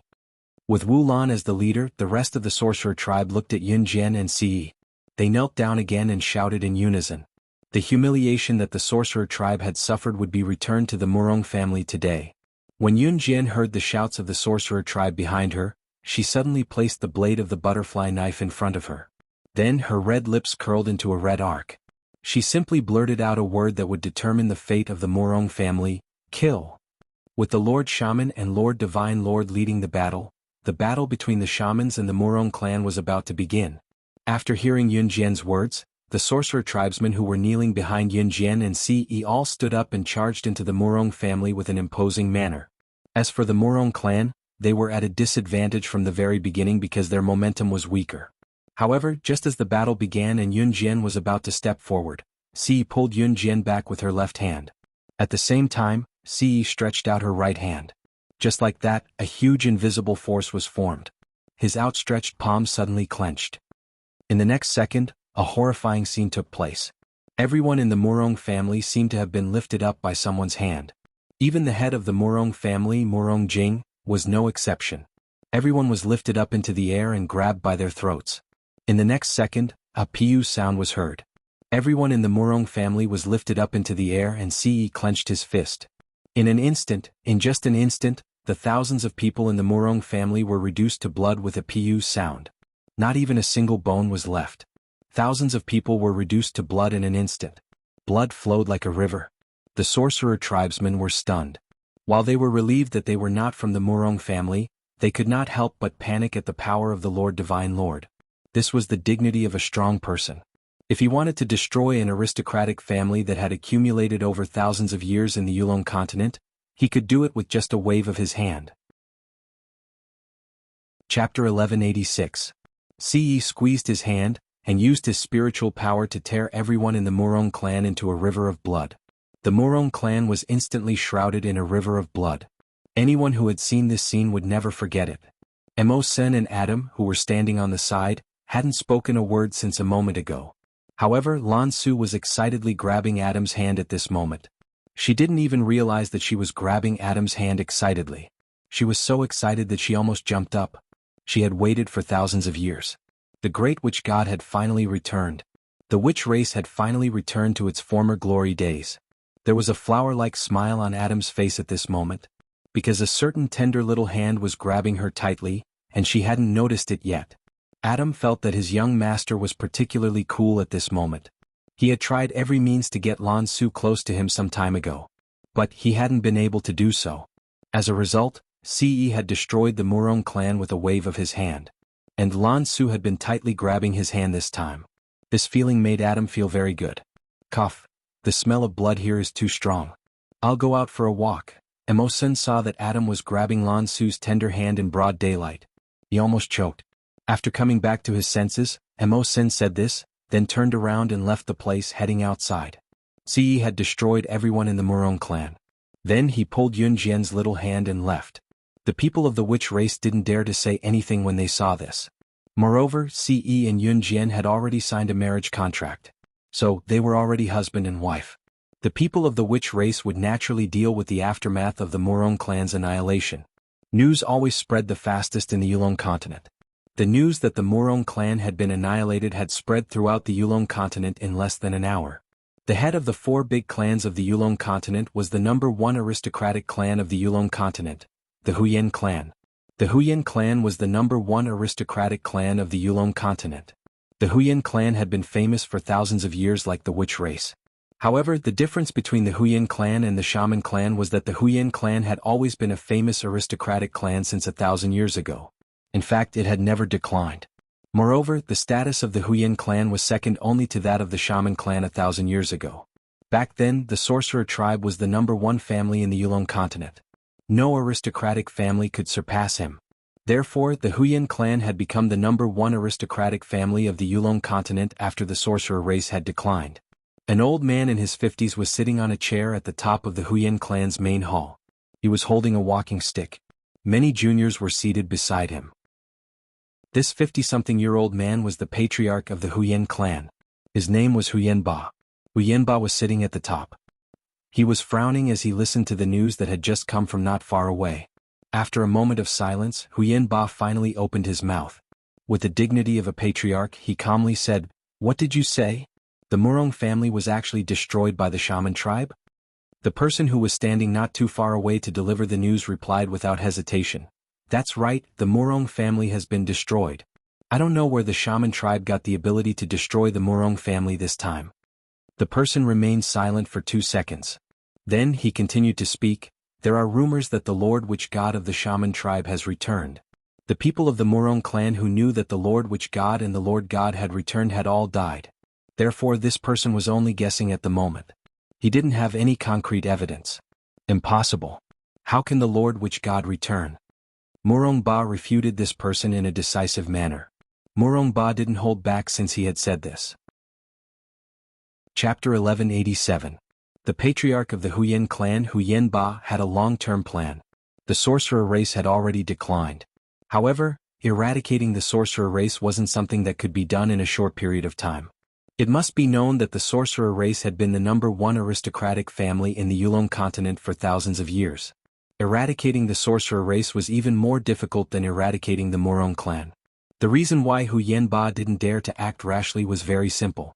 The Murong clan had been exterminated. Huyen Ba felt that the sorcerer race hadn't done this. He also didn't believe that the sorcerer god of the sorcerer race had returned. Therefore, there was only one explanation for the Murong clan's extermination. There was an 80% chance that the sorcerer race had joined forces with a powerful clan to eradicate the Murong clan. In other words, the sorcerer race had an expert helping them from behind. Therefore, Huyen Ba planned to take his time and planned to slowly eliminate the sorcerer race. Yun Jian and Ce didn't know what had happened in the Huyen clan. Even the people of the sorcerer race didn't know about it. Eradicating the Murong clan meant that the sorcerer race wouldn't be suppressed in the future. They could pick themselves up again. Yun Jian and the others had been arranged to stay in the sorcerer race's most luxurious main hall. Yun Jian and Ce were standing in a bamboo forest in the sorcerer race's main hall. Yun Jian had taken the initiative to call Ce over. It was very quiet here. Even the people of the sorcerer race rarely came here. Yun Jian raised her head and looked at Ce. She pursed her red lips. Then she took out the butterfly knife made from the god-destroying blade and placed it in her hand. Yun Jian slowly raised her head and looked at Ce. She wiped her red lips. Her beautiful face and clear eyes fascinated Ce. Yun Jian paused for 2 seconds. Then she asked Ce, "Is this yours?" Yun Jian raised her hand and shook the butterfly knife in her hand. "You gave this to me, didn't you?" She did not ask the latter question in a questioning tone. Instead, she spoke to Ce with certainty. She looked at Ce only to see Ce raise his eyebrows. Hearing Yun Jian's question, Ce would never hide the truth from Yun Jian. He replied decisively, "Yes." At the same time he reached out and pulled Yun Jian into his embrace. Mesmerized by the girl's fresh and clean scent, Ce could not help lowering his head and bending down to Yun Jian's ear, where her collarbone was, to savor her wonderful scent as he explained, "There's no need for that. I did forge the god-vanquishing blade into a butterfly knife and asked Satana to pass it to you." In other words, Satana did not give his family heirloom to Yun Jian. Compared to Satana's family heirloom, the god-vanquishing blade in Yun Jian's hand was the true treasure. Compared to Satana's family heirloom, the blade of the butterfly knife in Yun Jian's hand was the true divine weapon. It was one of a kind in the world. Could be said that the two could not be compared at all. Ce had merely borrowed Satana's hand to pass the god-vanquishing blade that he had personally ordered his men to modify into a butterfly knife to Yun Jian. Yun Jian did not ask where Ce got the knife. She was suddenly touched that he had given her such a precious item without a word. Yun Jian's heart warmed. Just as she was about to say something in gratitude, Ce's shameless words were heard. "Sha Jian, don't move. Let me touch you." Just as Yun Jian reacted, she felt a large palm reaching under her shirt. It went around her bra to latch onto a soft part of her and pinched gently. Chapter 1188. Shameless. Yun Jian wanted to scream right then and there. It had never crossed her mind that Ce, who looked dignified and handsome on the surface, who was completely uninterested in women, was hiding such a just as she thought about it. Yun Jian felt a large palm clasping a certain P in front of her chest. The feeling was truly, let go. Yun Jian did not hold Ce's hand, but she pushed Ce away with her flushed cheeks. As she spoke, she could not help blushing. How could Ce do as she wished? Finally, he had a lovely wife and he was a normal man now. If it were not for the fact that his Xiao Jian was still young, he would have tortured her to the point where she could not get out of bed for days. "Be good, let me touch you." Ce pressed his lips to Yun Jian's ear and blew softly. If there was someone standing behind Ce right now, they would only see Ce bending down slightly. Between having the chastity his actions and demeanor all revealed his handsomeness. Suddenly clenched her fists. No one would have thought that the prim and proper Ce was doing something so embarrassing to Yun Jian. "Who is that man? We're outside. Find him and kill him. Someone will come." "I did it willingly," action made Yun Jian suddenly said. She was certain that she had never done something so thrilling in her life. They were in the wild too. Please don't come looking for me again. Although this was the territory of the witch tribe, this is my business and it has nothing to do with a stranger like you. They were in the wild with no one around, glanced at Wu Lan, yet he was doing this to leave. If someone were to see this, just as she thought about it, a voice rang out, "There's no one here. Come here and tell me." When Yun Jian heard the voice, so did Ce who stood behind her. There was a glint in Ce's eyes. With a smirk, he wrapped his other arm around Yun Jian's slender waist while his other hand was wrapped around the girl's bountiful bosom that had never been claimed by anyone, unwilling to withdraw. In the next second, when the person who spoke was about to lead another person over, Ce hugged Yun Jian and darted into a bush that was as tall as a person not far away. Seeing that someone was really coming over and Ce was rubbing a certain part of hers gently, Yun Jian felt her face burning. As she thought about it, she peeked out from the bush and saw Lan Su and Wu Lan coming over.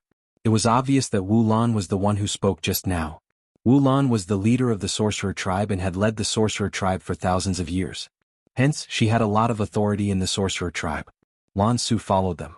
She and Wu Lan did not notice Yun Jian and Ce who were hiding in the bush. At this moment, Wu Lan walked over and turned to look at Lan Su. Suddenly Wu Lan's gaze sharpened. At the same time, Wu Lan walked forward and grabbed Lan Su's hand, exposing Lan Su's wrist. However, Lan Su's wrist was white and tender. There was nothing on it. "Where's your chastity sand?" Wu Lan suddenly raised her voice. She sounded a little angry. Lan Su did not answer. She turned her head and looked to the side.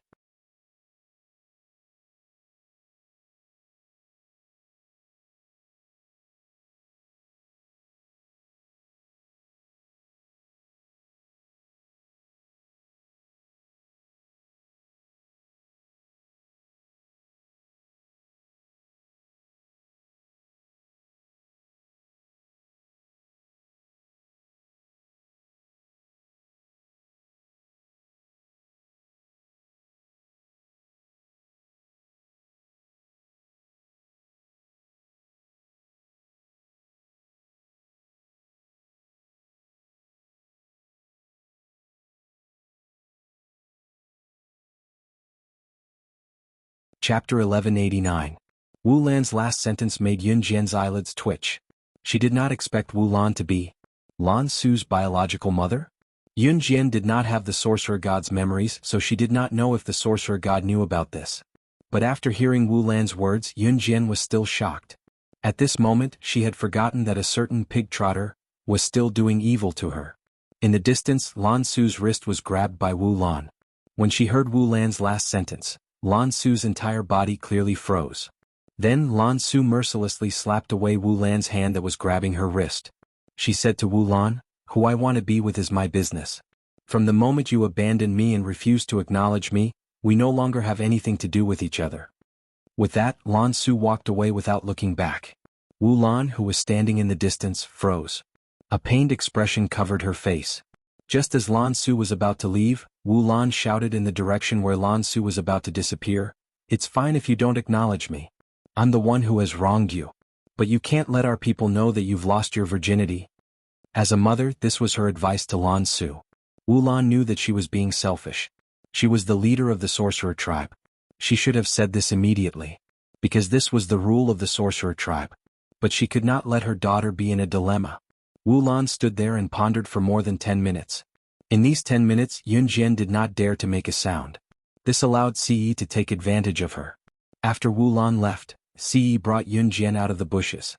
In spite of it, Yun Jian's top was disheveled. If anyone saw this, they would think that she and Ce had done something.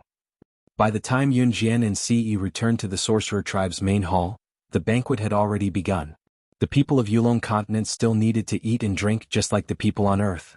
Apart from having a constitution that allowed one to cultivate, as well as being able to easily live for over 1,000 years as long as one cultivated, his other physiques were exactly the same as those of the people on Earth. After dinner, Yun Jian asked Wu Lan some questions. She came here to find the whereabouts of the mysterious man. Moreover, Yun Jian did not intend to stay for long this time. Hearing that Yun Jian would soon return to Earth, Wu Lan and the people of the sorcerer tribe were disappointed. Wu Lan even asked symbolically, "Sorcerer God, will you return to the sorcerer tribe?" Wu Lan asked. Looking at Lan Su's pleading face, Yun Jian couldn't help but nod. "I'll come again." She came here just to inquire about the whereabouts of the mysterious man. She would leave after staying for a few days. While talking, Wulan promised Yunjian to keep an eye on the whereabouts of the mysterious man. The dinner was soon over. When it was time for bed, Yunjian slept in her own room. Ce slept in the main room as well, which was right beside Yunjian's room. Just as Yunjian pulled the blanket over herself and lay down, however, she felt herself being hugged by a firm chest. The familiar scent meant that the person who hugged her must be Ce. "What are you doing here?" Yunjian blushed once she recalled what happened in the bamboo forest today and pushed Ce away. "Xiaojin, it's our wedding night today. Where else can I go if I'm not here?" Ce lifted Yunjian's hand shamelessly and looked at the matching ring on her finger as he said matter-of-factly.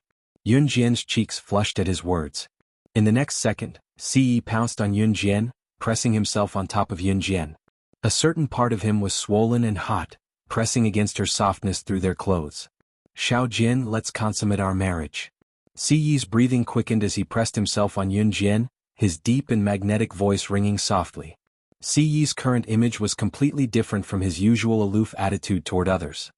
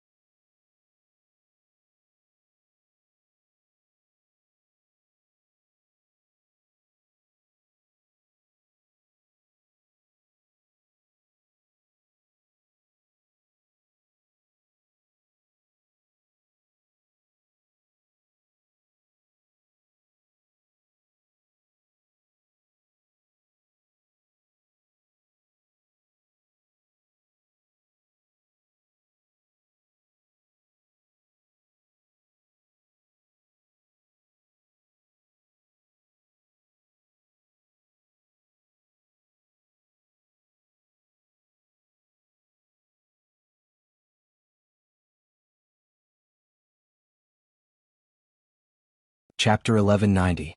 While Yunjian was drowning in shame, Ce's hand slid down her body to cup the girl's ample bosom again. Since Ce had signed a marriage contract with her, tonight was indeed their wedding night. In the dark, Yunjian extended her hands and placed them on Ce's firm chest. Just as she placed her hands on Ce's chest, a sharp glint flashed in Ce's dark eyes. His Xiaojin knew how to take the initiative now. Just as Ce thought about it, Yunjian pressed her lips together. Her action was different from before. Even in the dark, Ce could clearly see Yunjian's pursed lips. Her bashful action was like a young woman who had just gotten married. Ce was mesmerized. Be it in the past or now, the only person who could mesmerize him was his Xiaojin. Ce was currently on top of Yunjian, a certain swollen part of his body pressing against her soft hole. Despite being separated by 2 layers of clothes, it was unbearably hot. In the dark, Yunjian's cheeks flushed even more. She turned her face to the side as she squirmed under Ce, bashfully like a young girl who had no experience in sex. Both of them were pressed together at a certain spot. Feeling it, Ce was close to spitting fire. "Xiaojian, don't move." Ce was at the limit of his tolerance. He was a normal man. Facing the woman he loved, especially when they were pressed so close together, Yunjian was still squirming. It was as if she was telling him to F*ck her, F*ck her. Yunjian was about to speak, but Ce covered her lips with his. She did not close her eyes, but she could clearly see Ce's sharp eyes with long and narrow lashes. Ce kissed her for a while. Yunjian's eyes were wide open throughout, blinking up and down. It was only when she was almost out of breath from the kiss that Ce let go of her lips. Yunjian panted softly. At the same time, she could feel the chilliness on her upper body. She did not know when Ce had taken off her top, even her bra. His palms were large, but Yunjian was well developed. His palm could not even cover one of her twin peaks. Yunjian's cheeks felt like boiling water as she blushed in embarrassment. Si went to Yunjian's ear and coaxed her softly, "Xiao Jian, call me by my name." She had never called him by his name before. He looked at Yunjian expectantly while his hands never stopped moving. Yunjian felt her breasts swell. She pushed Si but he could not get up. It was true that he was stronger than her. Yunjian's cheeks were still flushed. When Si went close to her side, she suddenly called out softly, "Hubby." Si, who only wanted to hear Yunjian call him by his name, was stupefied on the spot by the soft voice. What did she call him? While Si was stunned, Yunjian suddenly gave him a hard shove. Her push pushed Si down and she flipped over to straddle him, turning the position of being on top of a man from a woman's bottom to being on top of a woman from a man's bottom. Her lower body was still wearing pants, but her upper body was already naked. In spite of it, Si was dressed neatly as if he was a gentleman who came to watch a show. Yunjian bent down and pressed her chest against Si's chest. She removed Si's top quickly and said with a smile, "Fair enough. I'm the one on top."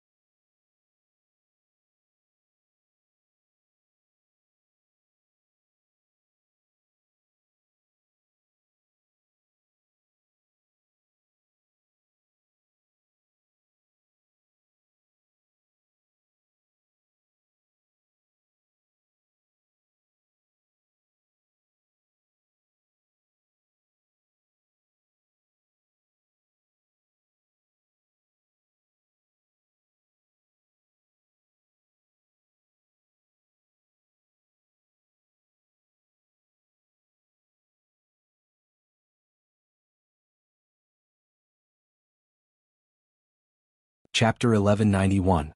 It turned out that she had called him hubby just now to distract him so that she could turn the tables and take control of the situation. When Ce learned of Yunjian's intention just now, he was not angry. Instead, he looked at Yunjian with a smile.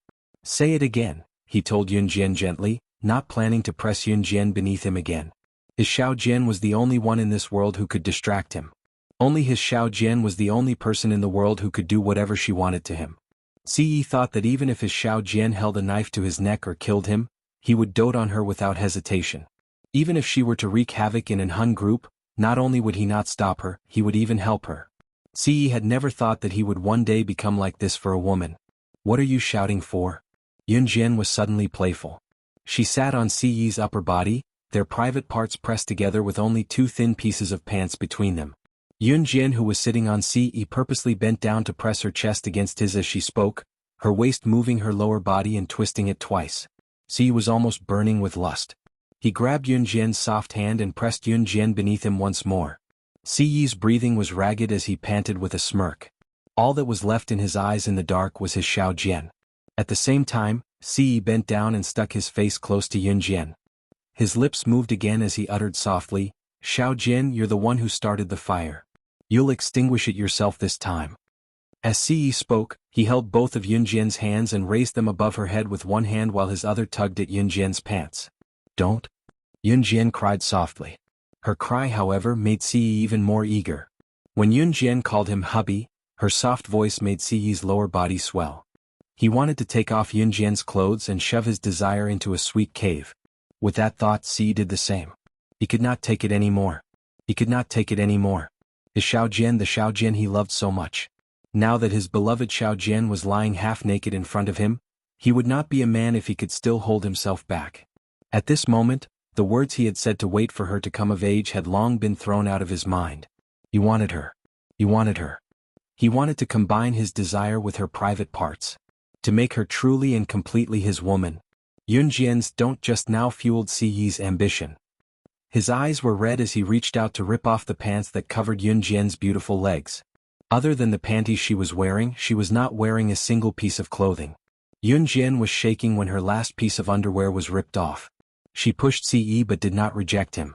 If she was still a little resistant when Ce touched her before, even if she was secretly looking forward to it, she had completely accepted it now. She loved him. It was a love that did not need words. It did not need to be mentioned all the time.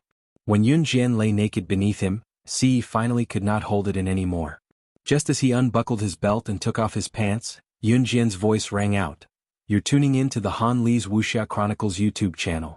We're so grateful for your support, and don't forget to subscribe to join us on this incredible journey through captivating stories. Your generosity through donations truly makes a world of difference, as it's the primary source of revenue that allows me to expand and enhance this channel for you. Thank you from the bottom of my heart for being a part of this adventure."